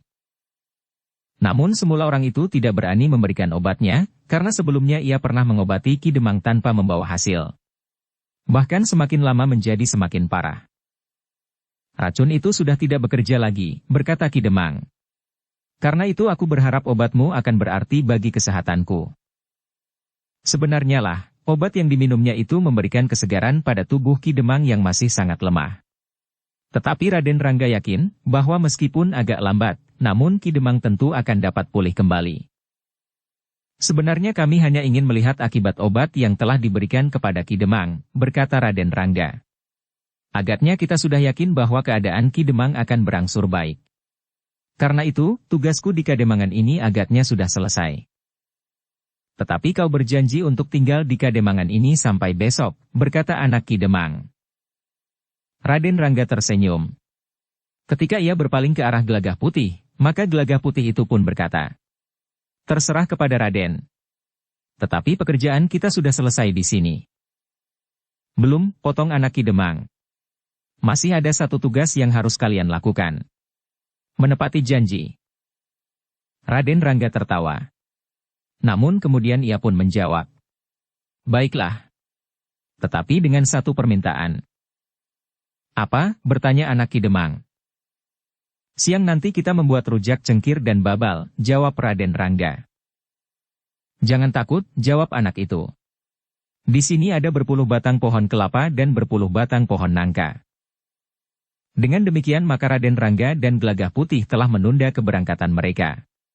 Sehari itu mereka sempat mengamati perkembangan kesehatan Ki Demang yang nampaknya menjadi semakin baik, betapapun lambatnya. Setelah racun di dalam tubuhnya yang bekerja perlahan-lahan telah menjadi tawar, maka obat lain yang diberikan telah mampu bekerja untuk meningkatkan kesehatannya. Ternyata dalam waktu singkat, perubahan kecil telah mulai nampak. Tubuh Ki Demang tidak lagi merasa nyeri di semua sendi-sendinya. Tanda-tanda perbaikan mulai nampak, sehingga Nyi Demang yang dalam saat-saat terakhir selalu dicengkam oleh kecemasan mulai berpengharapan, bahwa suaminya akan dapat sembuh lagi meskipun tidak dengan serta-merta. Karena itu, maka kedua anak muda yang telah menolong anaknya dan kemudian memberi obat kepada Ki Demang itu, baginya adalah tamu-tamu yang sangat terhormat. Dalam pada itu, Ki Jagabaya sibuk mengawasi adik Ki Demang yang sedang ditahan. Tidak seorang pun yang menduga, bahwa adik Ki Demang itu telah sampai hati mengorbankan kakak kandungnya untuk mendapatkan kedudukan tertinggi di Kademangan Sempulur. Yang masih belum diberitahu tentang rencana adik Ki Demang itu adalah ibu kandung Ki Demang sendiri. Ki Demang memang berpesan, agar ibunya yang sudah tua jangan mendengarnya. Tetapi ternyata bahwa karena setiap orang di Kademangan Sempulur telah membicarakannya, maka akhirnya ibu Ki Demang itu pun mendengar juga meskipun tidak jelas, bahwa anaknya yang muda telah ditangkap. Hatinya yang lemah oleh umurnya yang tua, benar-benar telah terguncang. Dipanggilnya pembantunya, seorang perempuan yang juga sudah mendekati umurnya, meskipun masih agak lebih muda. Apa yang telah terjadi? Bertanya ibu Ki Demang itu. Menurut pendengaranku, Tiah telah mengatakan kepada Semi bahwa anakku yang muda telah ditangkap atas perintah anakku yang tua. Demikian kata orangnya, jawab pembantunya yang juga sudah tua itu. Tetapi aku tidak tahu, apa sebabnya. Betapa sakitnya hati orang tua ini Tumi. Anakku hanya 2 orang. Tetapi mereka tidak dapat hidup rukun sampai di hari tuanya, berkata perempuan tua itu. Tetapi tentu ada sebabnya, berkata pembantunya, seorang perempuan lugu yang bernama Tumi. Perempuan tua, ibu Ki Demang itu kemudian berkata, tolong, bawa aku kepada anakku yang tua. Ki Demang masih sakit Nyai, berkata pembantunya itu. Tentu masih belum dapat diajak berbicara tentang hal yang rumit-rumit seperti itu. Sebaiknya Nyai menunggu sampai keadaan menjadi jelas. Kecuali jika Nyai sekedar menengok atau bahkan membesarkan hatinya. Tetapi aku tidak dapat menunggu sampai pertengkaran itu menjadi-jadi. Demang itu agaknya merasa dirinya berkuasa, sehingga ia berbuat sewenang-wenang terhadap adiknya yang seharusnya dilindunginya. Ada orang yang mengatakan bahwa adik Ki Demang itulah yang bersalah, berkata Tumi. Karena itu, aku harus mendapat kejelasan, berkata perempuan tua itu. Tumi menjadi ragu-ragu untuk melakukan perintah perempuan itu. Ia tahu bahwa Ki Demang sedang sakit. Tetapi perempuan tua itu telah memaksanya. Karena itu, maka katanya, Nyai, coba biarlah aku menghubungi Nyi Demang, apakah Ki Demang yang sakit agak parah itu dapat menerima Nyai untuk membicarakan masalah itu. Aku ibunya, jawab perempuan itu. Sakit atau tidak sakit, aku berhak untuk datang kepadanya. Kemarin aku juga menengoknya. Ia dapat menjadi demang karena ayahnya seorang demang. Sepeninggal ayahnya, maka ia mendapatkan kedudukan itu, karena ia adalah anakku yang tua. Tetapi jika adiknya tidak menjadi demang, maka ia tidak boleh berbuat sewenang-wenang seperti itu. Tumi tidak dapat berbuat lain. Karena itu, maka ia pun telah mengantarkan perempuan tua itu menemui Demang Sempulur yang sedang sakit. Rumah ibu Ki Demang itu hanya berbatasan dinding saja dengan Kademangan. Semula ia juga berada di Kademangan. Tetapi ia ingin melupakan kematian suaminya, Ki Demang yang lama. Karena itu, maka ia telah memotong halaman rumah Kademangan itu dan membangun rumah sendiri untuk mendapatkan suasana yang baru. Kedatangan ibu Ki Demang dengan niat khusus itu memang mengejutkan. Anak Ki Demang berusaha untuk menjelaskan kepada neneknya bahwa ayahnya masih sangat lemah. Katanya, kecuali jika nenek sekedar menengoknya. Ayahmu memang maunya selalu menang, berkata neneknya. Aku akan minta penjelasan kepada ayahmu, apa yang sebenarnya telah terjadi. Nek, berkata anak Ki Demang itu. Besok atau lusa barangkali ayah sudah dapat menjelaskan kepada nenek. Kau anak nakal, desis neneknya. Ayahmu itu adalah anakku. Anak Ki Demang itu tidak dapat menahan neneknya, sementara itu ia tidak berani mengatakan apa yang telah terjadi dengan ayah dan pamannya, karena ayahnya memang melarang untuk mengatakan hal itu. Tetapi di luar dugaan, ternyata neneknya telah mendengar peristiwa itu, tetapi hanya sebagian. Ketika Nyi Demang menyatakan kesediaannya untuk menjelaskan persoalannya, perempuan tua itu mendorongnya ke samping. Aku akan berbicara dengan anakku, memang tidak ada yang dapat mencegahnya, sehingga akhirnya perempuan tua itu telah berdiri di sisi pembaringan Ki Demang. Untunglah bahwa keadaan Ki Demang sudah membaik meskipun baru setapak kecil, sementara racun pun telah menjadi tawar. Ki Demang yang tidak menyadari persoalan yang dibawa oleh ibunya tersenyum menerima kedatangannya. Dengan suara lemah Ki Demang mempersilahkan. Silahkan duduk ibu. Ibu Ki Demang termangu-mangu sejenak. Ketika ia sudah berdiri di hadapan anaknya yang sedang sakit, maka tumbuh perubahan di dalam hatinya. Ia tidak lagi ingin menyumpah dan mengutuk anaknya yang tua. Meskipun sejak kecil anaknya yang muda yang seakan-akan lebih dekat di hatinya, namun wajah Ki Demang yang pucat, suaranya yang lemah, dapat sedikit mengendapkan perasaannya. Karena itu, maka ibunya itu pun segera duduk di sebelahnya. Sementara itu Nyi Demang berdiri dengan bayangan wajah yang sangat cemas. Di luar pintu, anak Ki Demang telah mengajak Raden Rangga dan Gelagah Putih mengikuti neneknya yang marah. Namun mereka menarik nafas dalam-dalam melihat perubahan sikap ibu Ki Demang itu. Ki Demang sendiri tidak segera bertanya sesuatu. Ia mengira ibunya seperti hari-hari yang lewat, sekedar menengoknya. Menanyakan kesehatannya, kemudian kembali ke rumahnya di sebelah. Namun ia memang melihat wajah ibunya agak berbeda dengan kemarin. Demang, berkata ibunya itu. Aku mempunyai sedikit persoalan yang ingin aku tanyakan kepadamu. Oh, Ki Demang mulai berdebar-debar. Ia mengira bahwa ibunya tentu sudah mendengar tentang adiknya yang ditangkap itu, meskipun ia sudah berpesan agar tidak seorang pun yang memberitahukan kepadanya. Tetapi agaknya mulut memang sulit untuk dipagari. Namun Ki Demang masih berpura-pura tidak mengetahuinya. Karena itu maka ia pun bertanya. Apa yang ibu maksudkan? Jangan berpura-pura, berkata ibunya. Menurut cerita banyak orang, kau sudah menangkap adikmu sendiri. Ki Demang menarik nafas dalam-dalam. Tetapi karena sebelumnya ia memang sudah menduga, maka ia tidak menjadi sangat terkejut mendengar pertanyaan itu. Bahkan ia pun kemudian menjawab. Aku terpaksa melakukannya ibu, namun kemudian dibetulkannya. Tentu bukan aku yang melakukannya, karena aku sedang sakit. Tetapi tentu atas perintahmu, berkata ibunya pula. Bukan ibu. Atas persoalan yang dilakukannya, maka Ki Jagabaya menganggap perlu untuk menahannya. Memang atas persetujuanku, jawab Ki Demang. Jadi, apakah kau merasa masih kurang, bahwa kaulah yang telah mewarisi pangkat, derajat dan sebagian dari peninggalan ayahmu, meskipun aku, istri ayahmu dan sekaligus ibumu, masih hidup? Ibu, berkata Ki Demang dengan nada yang berat. Aku mengerti maksud ibu. Ibu tentu menganggap bahwa aku telah berbuat sewenang-wenang terhadap adikku sendiri, dan karena ibu menyinggung peninggalan ayah, seakan-akan aku ingin mendapat lebih banyak lagi dari yang aku dapatkan sekarang. Aku tidak asal saja menuduhmu. Kau telah sampai hati menangkap adikmu sendiri, berkata ibunya selanjutnya. Tentu saja kau dapat meminjam tangan Ki Jagabaya atau para pengawal Kademangan. Kau dapat memberikan tuduhan apa saja kepada adikmu sesuka hatimu. Ki Demang yang sedang sakit itu menarik nafas dalam-dalam. Sementara itu Nyi Demang mencoba untuk sedikit menurunkan kemarahan mertuanya. Ibu, Kakang Demang masih sangat lemah. Aku tidak apa-apa. Aku hanya bertanya saja kepadanya, apa maksudnya menangkap adiknya sendiri, jawab ibunya. Ibu, berkata Ki Demang kemudian. Sebaiknya ibu menghubungi Ki Jagabaya. Jagabaya itu tentu sudah kau pesan, jawab ibunya.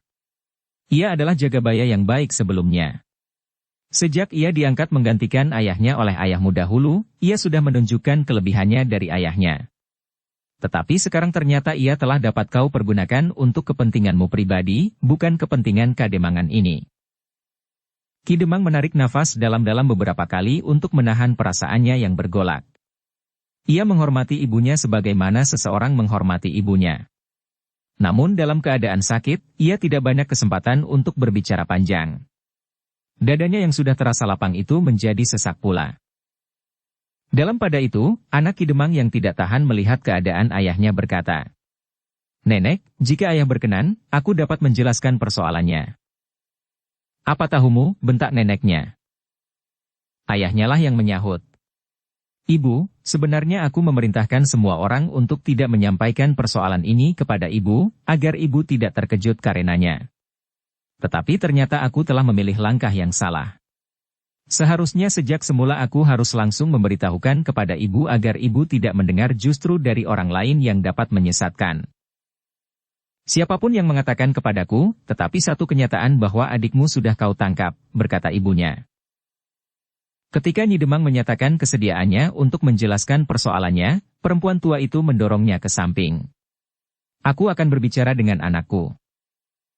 Namun dalam pada itu, tiba-tiba saja Raden Rangga yang tidak sabarlah yang justru menjawab. Aku yang menangkapnya, Nek. Ibu Ki Demang itu berpaling.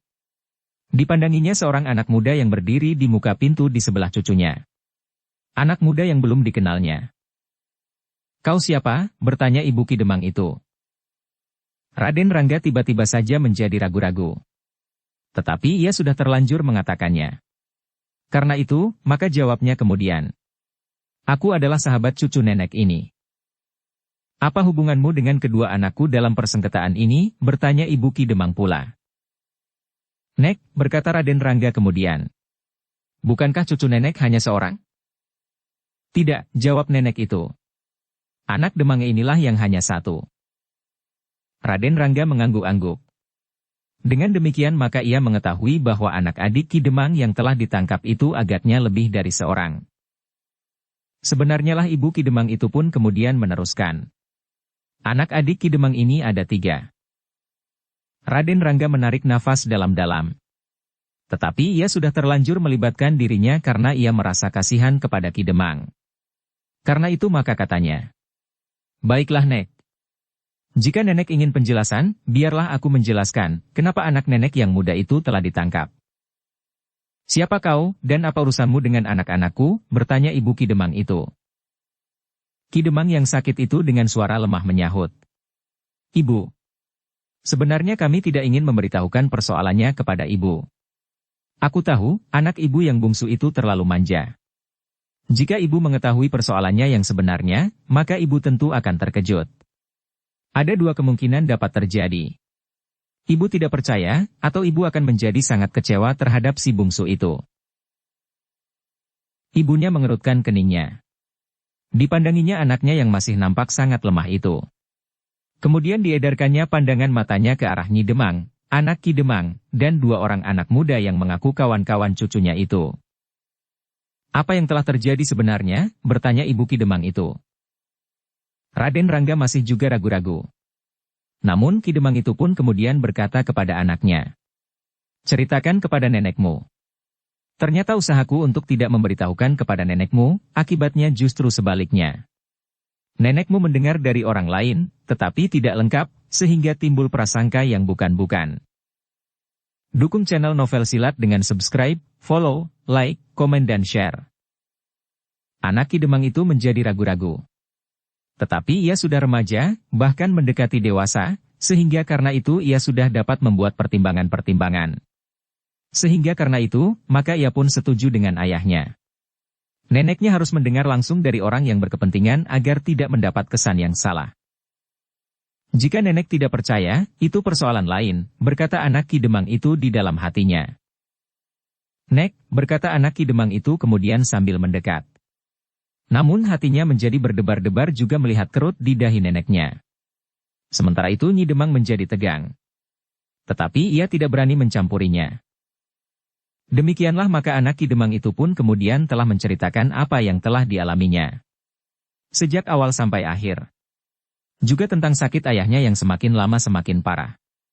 Perlahan-lahan namun pasti penyakit itu akan membunuh Ki Demang, jika ia tidak segera mendapat pertolongan dari anak-anak muda itu. Ibu Ki Demang itu mendengarkan dengan saksama. Setiap kata yang diucapkan oleh cucunya itu membuat denyut jantungnya serasa menjadi semakin cepat. Ketika cucunya selesai bercerita tentang peristiwa yang dialaminya itu, maka neneknya menyahut, namun kata-katanya tidak lagi mantap, sehingga terdengar ragu-ragu. Kau berbohong. Tidak Nek, jawab cucunya. Kedua orang kawanku ini menjadi saksi. Merekalah yang menolongku dari terkaman harimau itu, dan merekalah yang telah mencegah paman membunuhku. Kau katakan bahwa orang yang akan membunuhmu bersama pamanmu itu berjumlah 8 orang. Sudah tentu 8 orang dewasa seperti pamanmu, bertanya neneknya. Ya Nek, memang 8 orang, jawab cucunya. Jadi bagaimana? 8 orang itu dapat dikalahkan oleh 2 orang kawan-kawanmu yang masih ingusan itu, bertanya neneknya. Anak Ki Demang itu berpaling ke arah Raden Rangga dan Gelagah Putih. Memang sulit dipercaya bahwa kedua orang anak muda itu mampu mengalahkan pamannya dengan 7 orang kawannya. Tetapi itu memang sudah terjadi. Karena itu, maka anak itu pun berkata, itulah kelebihan kedua orang kawanku ini. Sebenarnya lah mereka mampu mengalahkan paman bersama 7 orang kawannya. Jika nenek tidak percaya, marilah kita ajak kedua orang anak muda itu menemui paman. Jika paman ingkar, biarlah paman dan 7 orang itu diadu di halaman, disaksikan oleh nenek. Tetapi jika kemudian terjadi kematian, maka neneklah yang bertanggung jawab. Kenapa aku? Bertanya neneknya. Jika keduanya memang pernah memenangkan perkelahian melawan 8 orang itu, kenapa mereka akan mati? Bukan kawan-kawanku itu yang akan mati. Tetapi lawan mereka. Termasuk paman, berkata anak Ki Demang itu. Ibu Ki Demang itu mulai ragu-ragu. Namun kemudian Ki Demang itu berkata, Ibu, jika ibu tidak percaya, silahkan ibu menemui anak ibu yang bungsu. Ajak kedua anak muda itu, agar ia tidak dapat berbohong. Perempuan tua itu agaknya ragu-ragu. Agaknya ia benar-benar ingin membuktikan. Karena itu, maka katanya, bawa aku kepada si bungsu. Aku ingin membuktikan apakah kalian tidak membohongi aku dengan fitnah yang kotor. Ki Demang menarik nafas dalam-dalam. Namun ia pun berdesis. Untunglah bahwa kedua anak muda itu masih tinggal di sini untuk sehari ini, sehingga dengan demikian maka mereka akan dapat membantu menjernihkan dugaan ibuku terhadapku. Demikianlah, maka anak Ki Demang itu pun kemudian telah mengantar neneknya ke tempat pamannya ditahan, bersama Raden Rangga dan Gelagah Putih.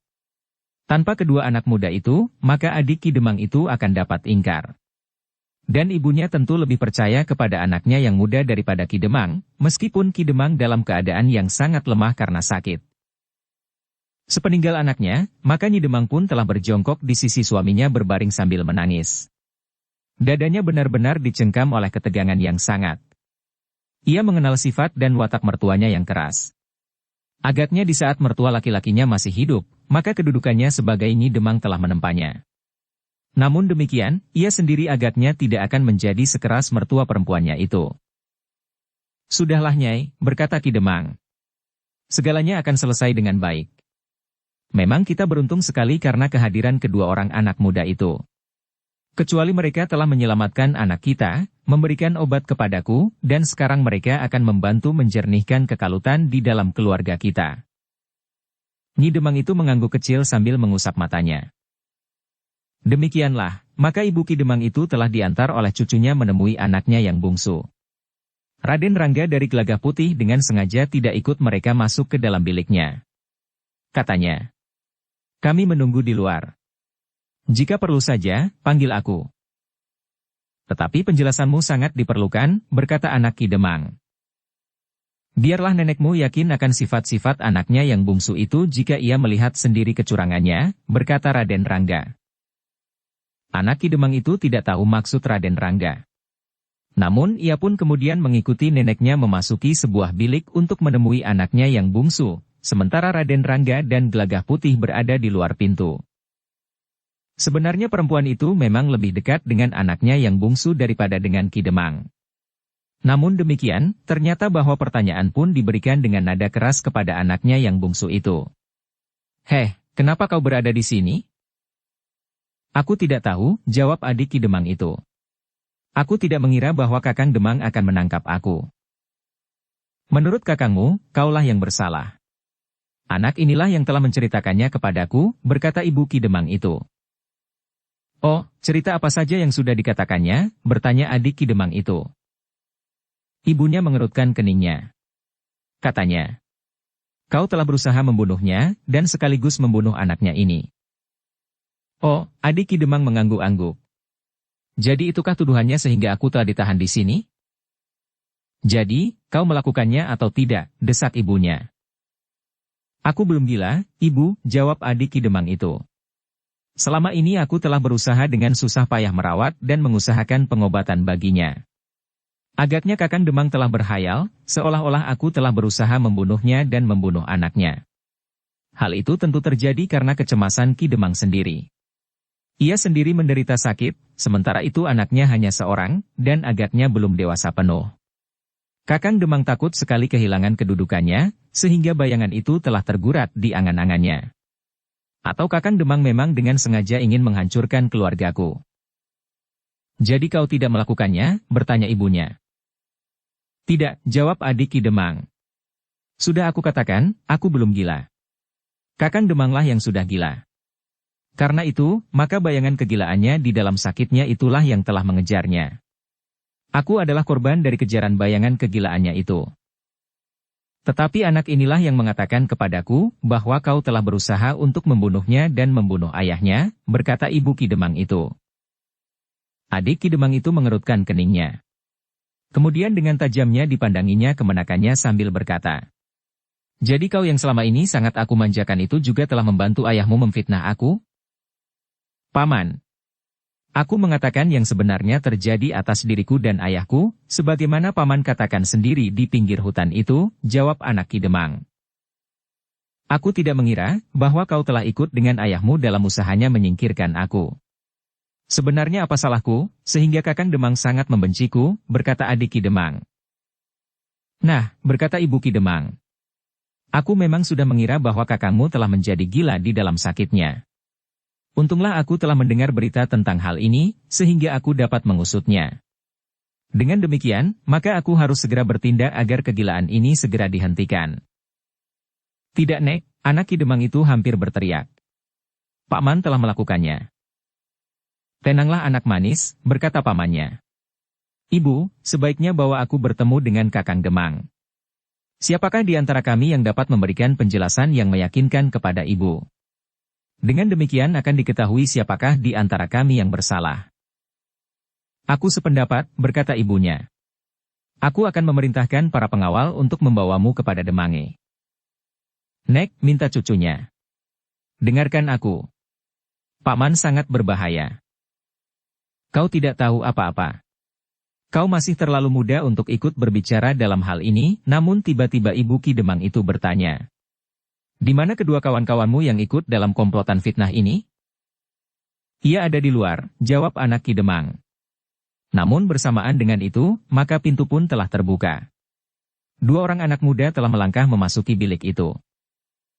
Selamat bertemu kembali Kisanak, desis Raden Rangga. Tiba-tiba saja wajah adik Ki Demang itu menjadi pucat. Dipandanginya Raden Rangga dan Gelagah Putih itu dengan tanpa berkedip. Mereka juga pemfitnah. Mereka berdua, suara adik Ki Demang itu menjadi gagap. Ternyata kau tidak lupa kepada kami, Kisanak, suara Raden Rangga bernada berat. Adik Ki Demang itu memandang kedua anak muda itu dengan sorot mata yang bagaikan menyala. Namun kemudian hampir berteriak ia berkata, "Pergi kau, anak-anak gila!" Ibu Ki Demang itu termangu-mangu sejenak. Namun Raden Rangga yang tersenyum itu melangkah mendekat. Katanya, "Tenanglah. Kami tidak akan berbuat apa-apa. Kami hanya ingin menjelaskan persoalan yang telah terjadi, agar ibumu mendapat gambaran yang benar dari peristiwa yang sebenarnya." Wajah adik Ki Demang itu menjadi semakin pucat. Sementara itu ibunya bertanya dengan ragu. "Kau kenal kedua anak muda itu?" "Mereka adalah anak-anak jahat yang ikut berusaha untuk membunuhku," berkata adik Ki Demang itu. "Tenanglah," berkata Raden Rangga kemudian. "Kenapa kau akan dibunuh? Tidak ada orang yang akan membunuhmu. Ki Demang hanya menangkapmu. Jika Ki Demang ingin membunuhmu, maka kau tentu sudah mati di pinggir hutan itu. Nah, apakah aku harus membuktikan bahwa aku mampu melakukannya seandainya aku memang ingin membunuhmu?" Tubuh adik Ki Demang itu menjadi gemetar. Sementara Ibu Ki Demang yang melihat sikap anak muda itu tiba-tiba berteriak. "Keluar kau! Jika kau tidak mau keluar, aku perintahkan para pengawal menangkapmu." Menurut tuduhan adik Ki Demang ini, kami berdua tidak hanya cukup diperintahkan untuk keluar dengan ancaman akan ditangkap. Tetapi jika benar tuduhan adik Ki Demang ini, kami memang harus ditangkap. Tetapi tidak ada orang yang dapat menangkap kami di Kademangan ini. Sementara itu Ki Jagabaya berpihak kepada Ki Demang. Bahkan semua bebahu Kademangan ini, karena mereka mengetahui kenyataan yang terjadi, berkata Raden Rangga. "Anak gila," geram Ibu Ki Demang itu. "Kau berani menentang aku? Aku adalah istri Ki Demang yang dahulu. Sedangkan anakku sekarang menjadi Demang di sini." Tetapi Nyai justru berusaha untuk menyudutkan Ki Demang yang sedang sakit itu, berkata Raden Rangga. "Maaf Nyai. Aku tidak akan menyakiti hati seorang perempuan tua. Tetapi aku inginnya juga dapat melihat kenyataan. Namun yang lebih jahat dari segala-galanya yang telah dilakukan oleh anaknya yang bungsu itu, adalah bahwa ia sampai hati menyesatkan pandangan ibunya untuk membunuh kakak dan kemenakannya." Ibu Ki Demang itu menjadi sangat tegang. Namun ternyata bahwa kata-kata Raden Rangga itu memang menyentuh hati adik Ki Demang. Ketika ia melihat ibunya menjadi sangat bingung dan bahkan bagaikan kehilangan keseimbangan nalar, tiba-tiba saja si bungsu yang manja itu terbuka hatinya. Dengan lemahnya adik Ki Demang itu pun kemudian berjongkok di hadapan ibunya sambil berkata, "Ampun ibu. Aku memang bersalah." Ibunya termangu-mangu sejenak. Namun kemudian sambil mengusap kepala anaknya yang bungsu itu ia bertanya dengan suara sendat. "Jadi benar apa yang dikatakan oleh kemenakanmu itu, bahwa kau memang berusaha untuk menyingkirkan kakakmu dan sekaligus membunuh anak itu?" Adik Ki Demang itu tidak dapat menahan gejolak perasaannya. Perasaannya bersalah tiba-tiba telah mendera hatinya, sehingga orang yang bertubuh tegap kekar itu tiba-tiba telah menangis sambil memeluk kaki ibunya. "Iya benar, Ibu. Aku memang telah merencanakannya. Untunglah bahwa aku tidak berhasil melakukan rencana itu, sehingga tanganku masih belum dikotori dengan darah saudaraku sendiri." Perempuan tua itu termangu-mangu sejenak.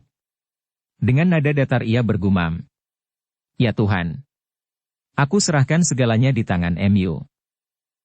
Perempuan itu sekali lagi mengusap kepala anaknya yang bungsu sambil berkata, "Aku harus minta maaf kepada kakangmu. Aku sudah menyangkanya melakukan kesalahan. Aku mengira hatinya dibakar oleh kedengkian. Aku mohon ampun ibu. Jangan jatuhkan kutuk atasku. Biarlah aku menjalani hukuman apapun yang akan dijatuhkan oleh Kakang Demang," tangis adik Ki Demang itu. Ibunya menarik nafas dalam-dalam. Ketabahan seorang ibu membayang di matanya yang tidak basah, betapapun jantungnya berdegup. Ketabahan seorang istri Demang yang ditempa oleh keadaan sejak masa mudanya. Sejenak ia berdiri mematung.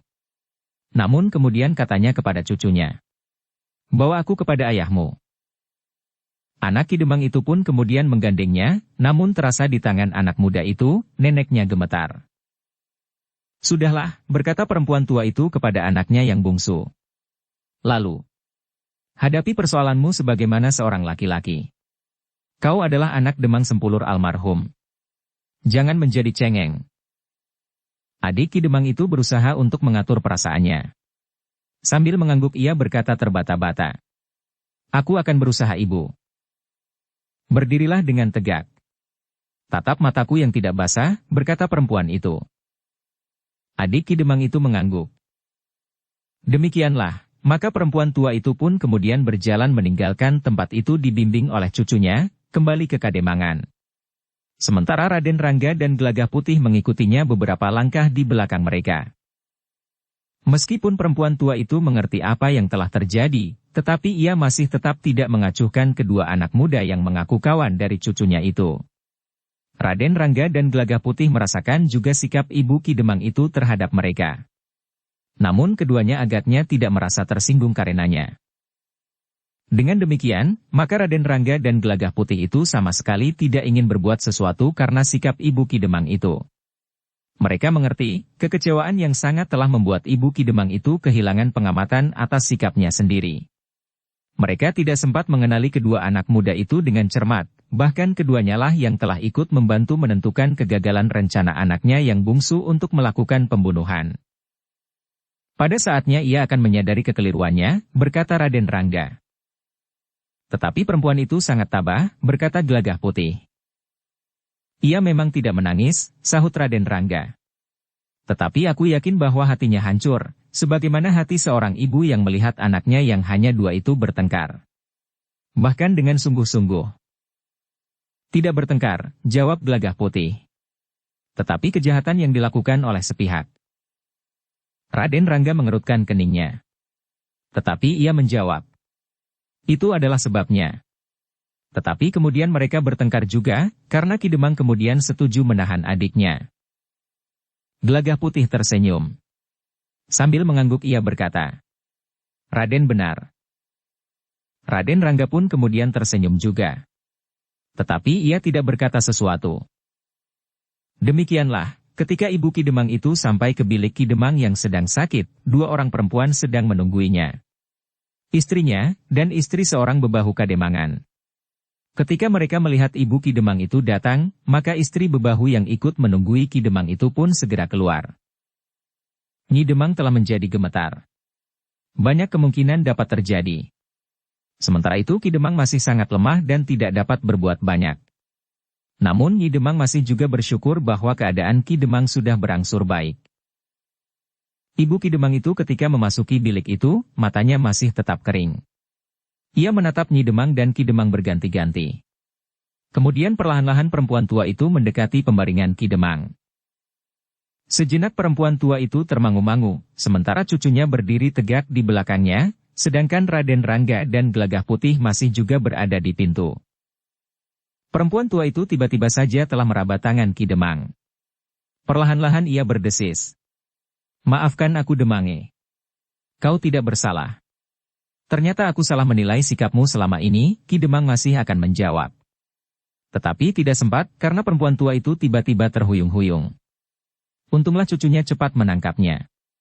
Demikian pula Nyi Demang. Ibu, desis Ki Demang yang hampir saja meloncat bangkit. Tetapi Raden Rangga cepat pula mencegahnya. Jangan bangkit, berkata Raden Rangga. Ki Demang masih dalam keadaan sakit. Ki Demang menjadi terengah-engah. Sementara itu Gelagah Putih telah membantu menahan Ibu Ki Demang yang ternyata menjadi pingsan. Tubuh yang berkeriput karena umurnya itu pun kemudian telah diangkat dan dibawa ke bilik sebelah. Beberapa orang kemudian menjadi sibuk. Berbagai usaha telah dilakukan oleh Nyi Demang, sehingga akhirnya perlahan-lahan perempuan tua itu telah membuka matanya. "Aku berada di mana?" Suaranya sangat lemah. "Di Kademangan, Ibu," jawab Nyi Demang. Perempuan tua itu menarik nafas dalam-dalam. Ia mencoba mengumpulkan ingatannya, sehingga akhirnya ia menyadari seluruhnya apa yang telah terjadi. Ternyata usahanya untuk menahan gejolak hatinya sehingga matanya tidak menitikkan air mata, telah berakibat sangat berat bagi perasaannya. Pada saat tekanan itu sampai ke puncak, maka ia telah menjadi pingsan. "Nyai," berkata Gelagah Putih yang datang pula ke bilik itu. "Nyai sebaiknya membesarkan hati Nyai. Beruntunglah bahwa segala sesuatunya belum terjadi. Anak Nyai kedua-duanya masih selamat. Cucunya itu pun kini masih ada di samping Nyai. Karena itu, anggap saja semuanya sebagai satu mimpi yang buruk di dalam tidur Nyai. Setelah Nyai bangun, maka tidak ada apapun yang telah terjadi." Perempuan tua itu memandangi wajah Gelagah Putih sejenak. Namun akhirnya ia pun berkata dengan suara lunak. "Terima kasih anak muda.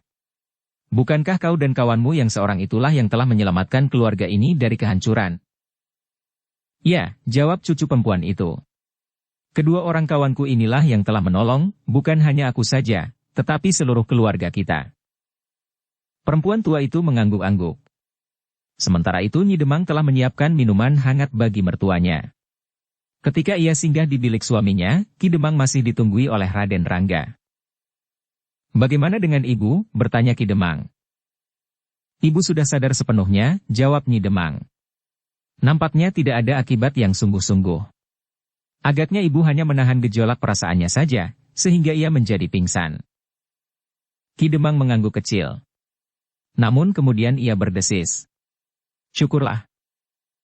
Dalam pada itu, maka perempuan tua itu pun kemudian berusaha untuk bangkit. Diminumnya air hangat yang disiapkan oleh menantunya. Ketika tubuhnya terasa menjadi segar, maka mulailah air matanya mengambang di pelupuk matanya. Namun air mata itu tidak mengalir sebagaimana seseorang yang sedang menangis.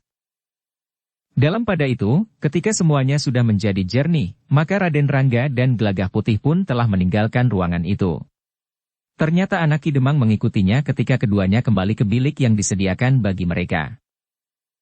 "Syukurlah bahwa Raden masih berada di sini bersama Gelagah Putih," berkata anak Ki Demang itu. "Segala salah paham dapat diatasi." Raden Rangga mengangguk-angguk. Katanya, "Mudah-mudahan Ki Demang dapat mengambil keputusan yang bijaksana. Yang bersalah itu adalah adiknya sendiri." Anak Ki Demang itu mengangguk-angguk. "Namun agaknya kami sudah tidak banyak diperlukan lagi di sini. Menurut pengamatan kami, Ki Demang akan sembuh meskipun perlahan-lahan. Sementara itu persoalan baru yang timbul karena sikap nenekmu, agaknya sudah dapat diatasi pula. Karena itu, maka sudah waktunya kami meninggalkan tempat ini," berkata Raden Rangga. "Jangan tergesa-gesa," minta anak Ki Demang. "Ternyata banyak kemungkinan dapat terjadi." "Tetapi pamanmu sudah menyadari kesalahannya," berkata Raden Rangga. "Itu adalah permulaan dari penyelesaian yang nampaknya akan lancar dan tidak berakibat buruk bagi Kademangan ini." Anak muda itu mengangguk kecil. Namun ia masih berkata, "Baiklah. Tetapi aku berharap bahwa kalian tidak berangkat sekarang. Tetapi biarlah besok jika nenek sudah tidak lagi diguncang oleh perasaannya. Dengan demikian maka pertolongan kalian akan tuntas." Raden Rangga dan Gelagah Putih saling berpandangan sejenak. Namun kemudian Raden Rangga berkata, "Tidak ada yang dicemaskan. Besok kami terpaksa minta diri." Anak Ki Demang itu tidak dapat menahannya lagi. Besok pagi-pagi sekali kedua anak muda itu akan meninggalkan Kademangan Sempulur. Namun menjelang senja, Raden Rangga dan Gelagah Putih memang masih berada di bilik Ki Demang. Kemudian mereka menyempatkan diri untuk menengok Ibu Ki Demang yang ternyata juga masih saja berbaring di sebuah bilik di rumah Ki Demang. Goncangan perasaannya telah membuatnya merasa dirinya lemah sehingga ia harus berbaring saja di pembaringan. Dari bilik pembaringan Ibu Ki Demang, Raden Rangga dan Gelagah Putih telah dibawa oleh anak Ki Demang itu untuk melihat-lihat padukuhan induk Kademangan Sempulur menjelang senja. Mereka berjalan menyusuri jalan padukuhan sampai ke regol yang menghadap ke arah matahari terbenam. Ketiganya tertegun ketika mereka melihat matahari yang merah perlahan-lahan mulai tenggelam sehingga langit pun menjadi buram karenanya. Namun perhatian Raden Rangga dan Gelagah Putih segera beralih kepada dua orang yang berjalan mendekati regol itu. Beberapa langkah di hadapan mereka bertiga, kedua orang itu berhenti. Sejenak keduanya nampak ragu-ragu. Namun kemudian seorang di antara mereka bertanya, "Anak-anak muda, apakah yang kalian lakukan di sini? Apakah kalian sedang bertugas berjaga-jaga atau tugas yang lain?" Anak Ki Demang itu termangu-mangu sejenak. Namun kemudian ia pun bertanya, "Aku tidak tahu maksud Kisanak berdua." "Kenapa kalian bertiga ada di sini?" berkata orang itu menegaskan. "Kami adalah penghuni padukuhan ini," jawab anak Ki Demang. "Apa yang aneh jika kami berada di sini?" Kedua orang itu mengangguk-angguk. Namun seorang di antara mereka kemudian berkata, "Apakah anak-anak muda di padukuhan ini memang sedang berjaga-jaga?" "Setiap hari mereka berjaga-jaga," jawab anak Ki Demang. "Di malam hari mereka berada di gardu-gardu. Tetapi sudah tentu tidak di saat-saat senja seperti ini. Biasanya mereka turun ronda setelah waktunya sepi uang," berkata seorang di antara kedua orang itu. "Ya. Memang mereka belum turun ke gardu saat ini," jawab anak Ki Demang. "Lalu kenapa kalian berada di sini? Bukankah bukan saatnya untuk berdiri dan merenungi sawah kalian di saat seperti ini?" berkata orang itu. "Biasanya di saat seperti ini anak-anak muda justru berada di rumah. Memasukkan ternak ke kandang, atau barangkali menyiapkan lampu minyak, atau kerja yang lain. Tetapi kalian bertiga nampaknya tidak mempunyai kerja lain kecuali merenungi langit," berkata orang itu pula. Anak Ki Demang menarik nafas dalam-dalam. Katanya, "Kerjaku sudah selesai. Kami bertiga memang ingin melihat matahari terbenam senja ini. Tetapi bukan itu yang sebenarnya penting. Kami akan pergi ke sawah. Sawah kami mendapat giliran air senja ini." "Memang masuk akal," jawab orang itu. "Tetapi baiklah, sebelum kalian pergi ke sawah, aku ingin bertanya serba sedikit tentang keadaan Kademanganmu ini. Menurut keterangan yang lain yang aku dengar, terjadi perselisihan antara Ki Demang dengan adiknya, sehingga adiknya sekarang ditahan." "Oh," anak Ki Demang itu mengangguk-angguk. "Aku tidak tahu pasti. Tetapi aku juga mengetahui bahwa hal itu memang terjadi." "Nampaknya sebab penahanan itu tidak masuk akal," berkata orang itu. "Di mana adik Ki Demang itu ditahan? Kami ingin bertemu dan berbicara dengan adik Ki Demang untuk meyakinkan apakah ia bersalah atau tidak." Anak Ki Demang itu mengerutkan keningnya, katanya, "Apakah kalian akan mencampuri persoalan itu? Persoalan itu adalah persoalan Ki Demang dengan adiknya. Orang-orang Kademangan ini pun tidak dibenarkannya untuk ikut mencampurinya. Aku hanya ingin meyakinkan diri, apakah hal itu benar. Aku sama sekali tidak akan mencampuri persoalannya," jawab orang itu. Anak Ki Demang itu menjadi ragu-ragu. Justru karena itu ia tidak segera menjawab. Raden Rangga dan Gelagah Putih pun menjadi termangu-mangu. Tetapi mereka tidak segera mencampuri pembicaraan itu. Agaknya anak Ki Demang yang masih muda itu pun telah mampu mempertimbangkan banyak persoalan. Dalam pada itu, karena anak Ki Demang itu tidak segera menjawab, maka salah seorang di antara kedua orang itu mendesak. "Tunjukkan saja di mana adik Ki Demang itu ditahan. Cukup. Kau tidak usah berbuat apa-apa." Namun anak Ki Demang itu menjawab, "Aku tidak tahu. Yang aku tahu, adik Ki Demang itu dibawa oleh Ki Jagabaya. Itu pun aku tidak melihat sendiri. Aku hanya mendengar dari kawan-kawanku yang kebetulan melihatnya." "Kau jangan berbelit-belit begitu, anak muda. Kau tinggal di padukuhan induk Kademangan ini. Kau tentu tahu di mana adik Ki Demang itu disimpan," desak orang itu. "Memang ada beberapa tempat yang mungkin dipergunakan," berkata anak Ki Demang. "Tetapi aku tidak tahu pasti." "Sebutkan," desis orang itu. "Mungkin di Banjar. Mungkin di rumah Ki Jagabaya, atau mungkin di rumah adik Ki Demang itu sendiri," jawab anak Ki Demang. Kedua orang itu termangu-mangu. Namun kemudian mereka berbincang sejenak. Tetapi seorang di antara mereka kemudian berkata, "Aku tidak percaya jika anak muda di padukuhan induk ini tidak tahu di mana adik Ki Demang itu disimpan." Mereka memang merahasiakannya, tiba-tiba saja Raden Rangga menyahut. Ki Demang meskipun sedang sakit, ternyata mampu memperhitungkan bahwa kemungkinan yang tidak diduga akan dapat terjadi. "Kemungkinan apa?" bertanya salah seorang di antara kedua orang itu. "Kemungkinan bahwa adik Ki Demang itu tidak berdiri sendiri," jawab Raden Rangga. "Kemungkinan campur tangan orang luar yang ingin mendapat keuntungan dari perselisihan antara Ki Demang dan adiknya itu." Wajah orang itu menegang. Sesama mereka justru saling berpandangan. Namun mereka masih belum menunjukkan sikap yang kasar. "Anak muda," berkata orang itu kemudian. "Dugaan Ki Demang itu memang mungkin terjadi.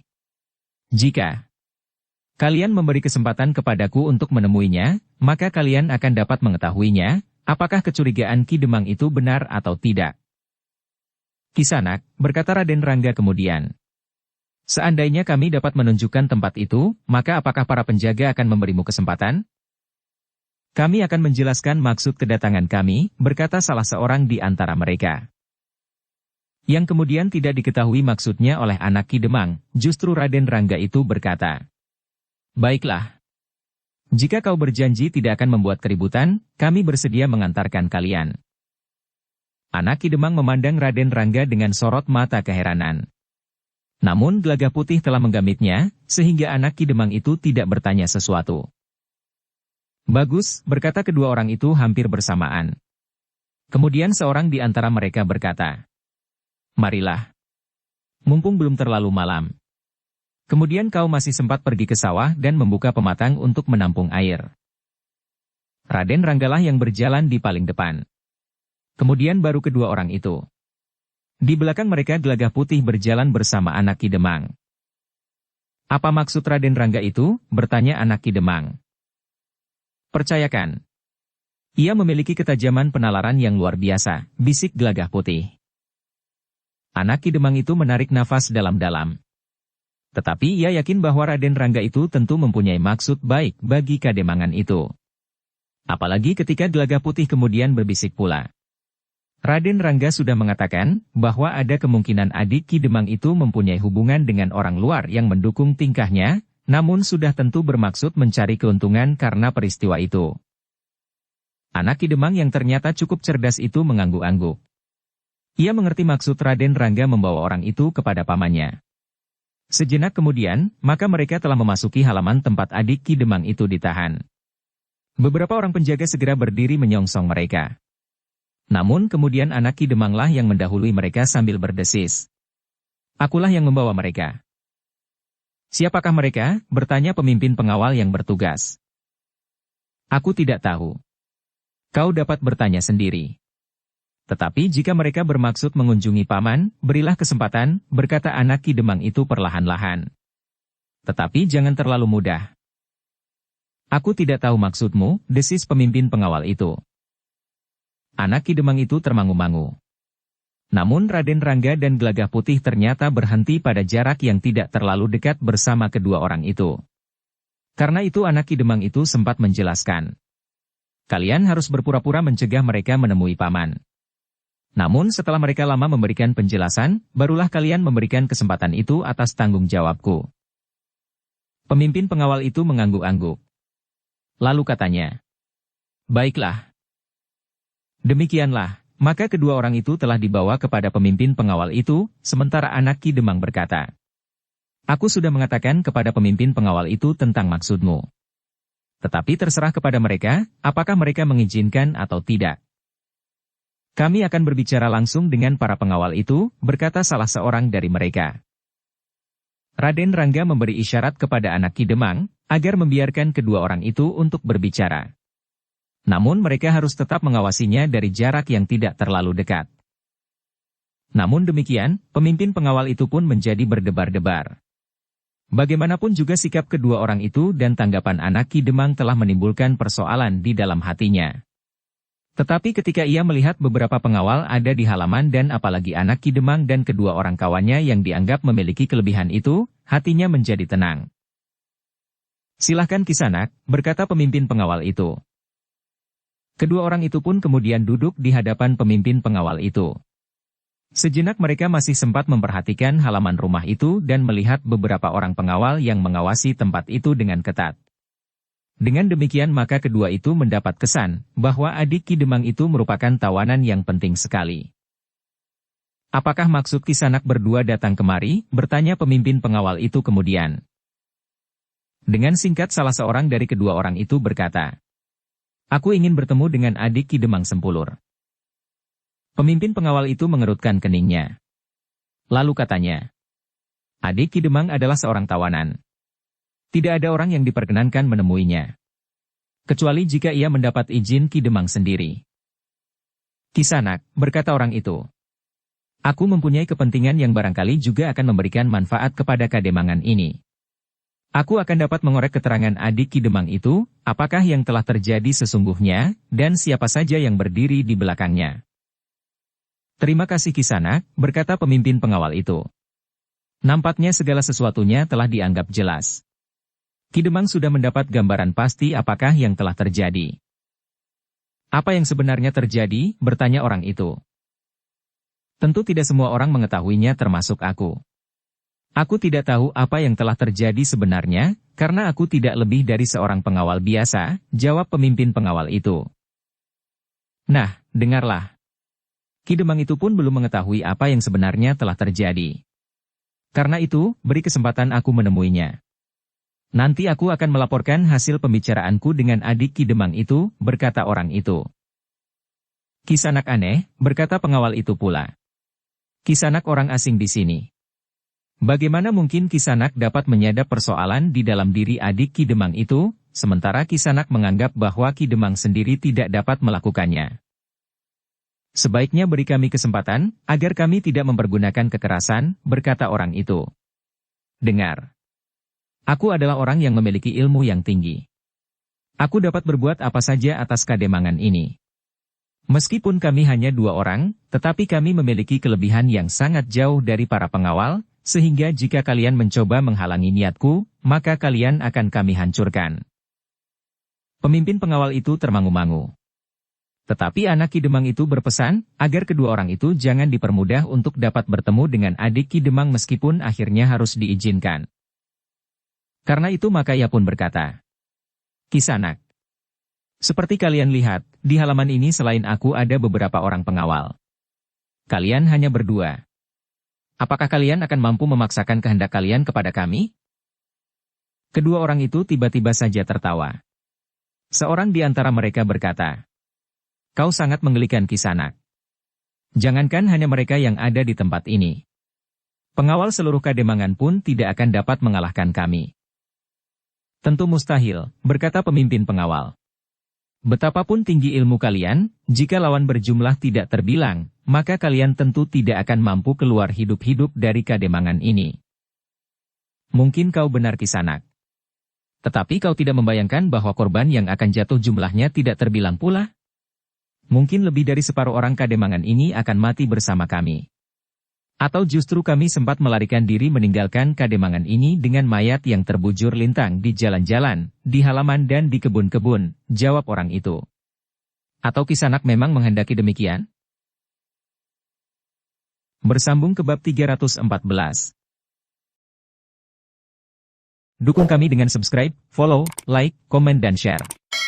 Terima kasih.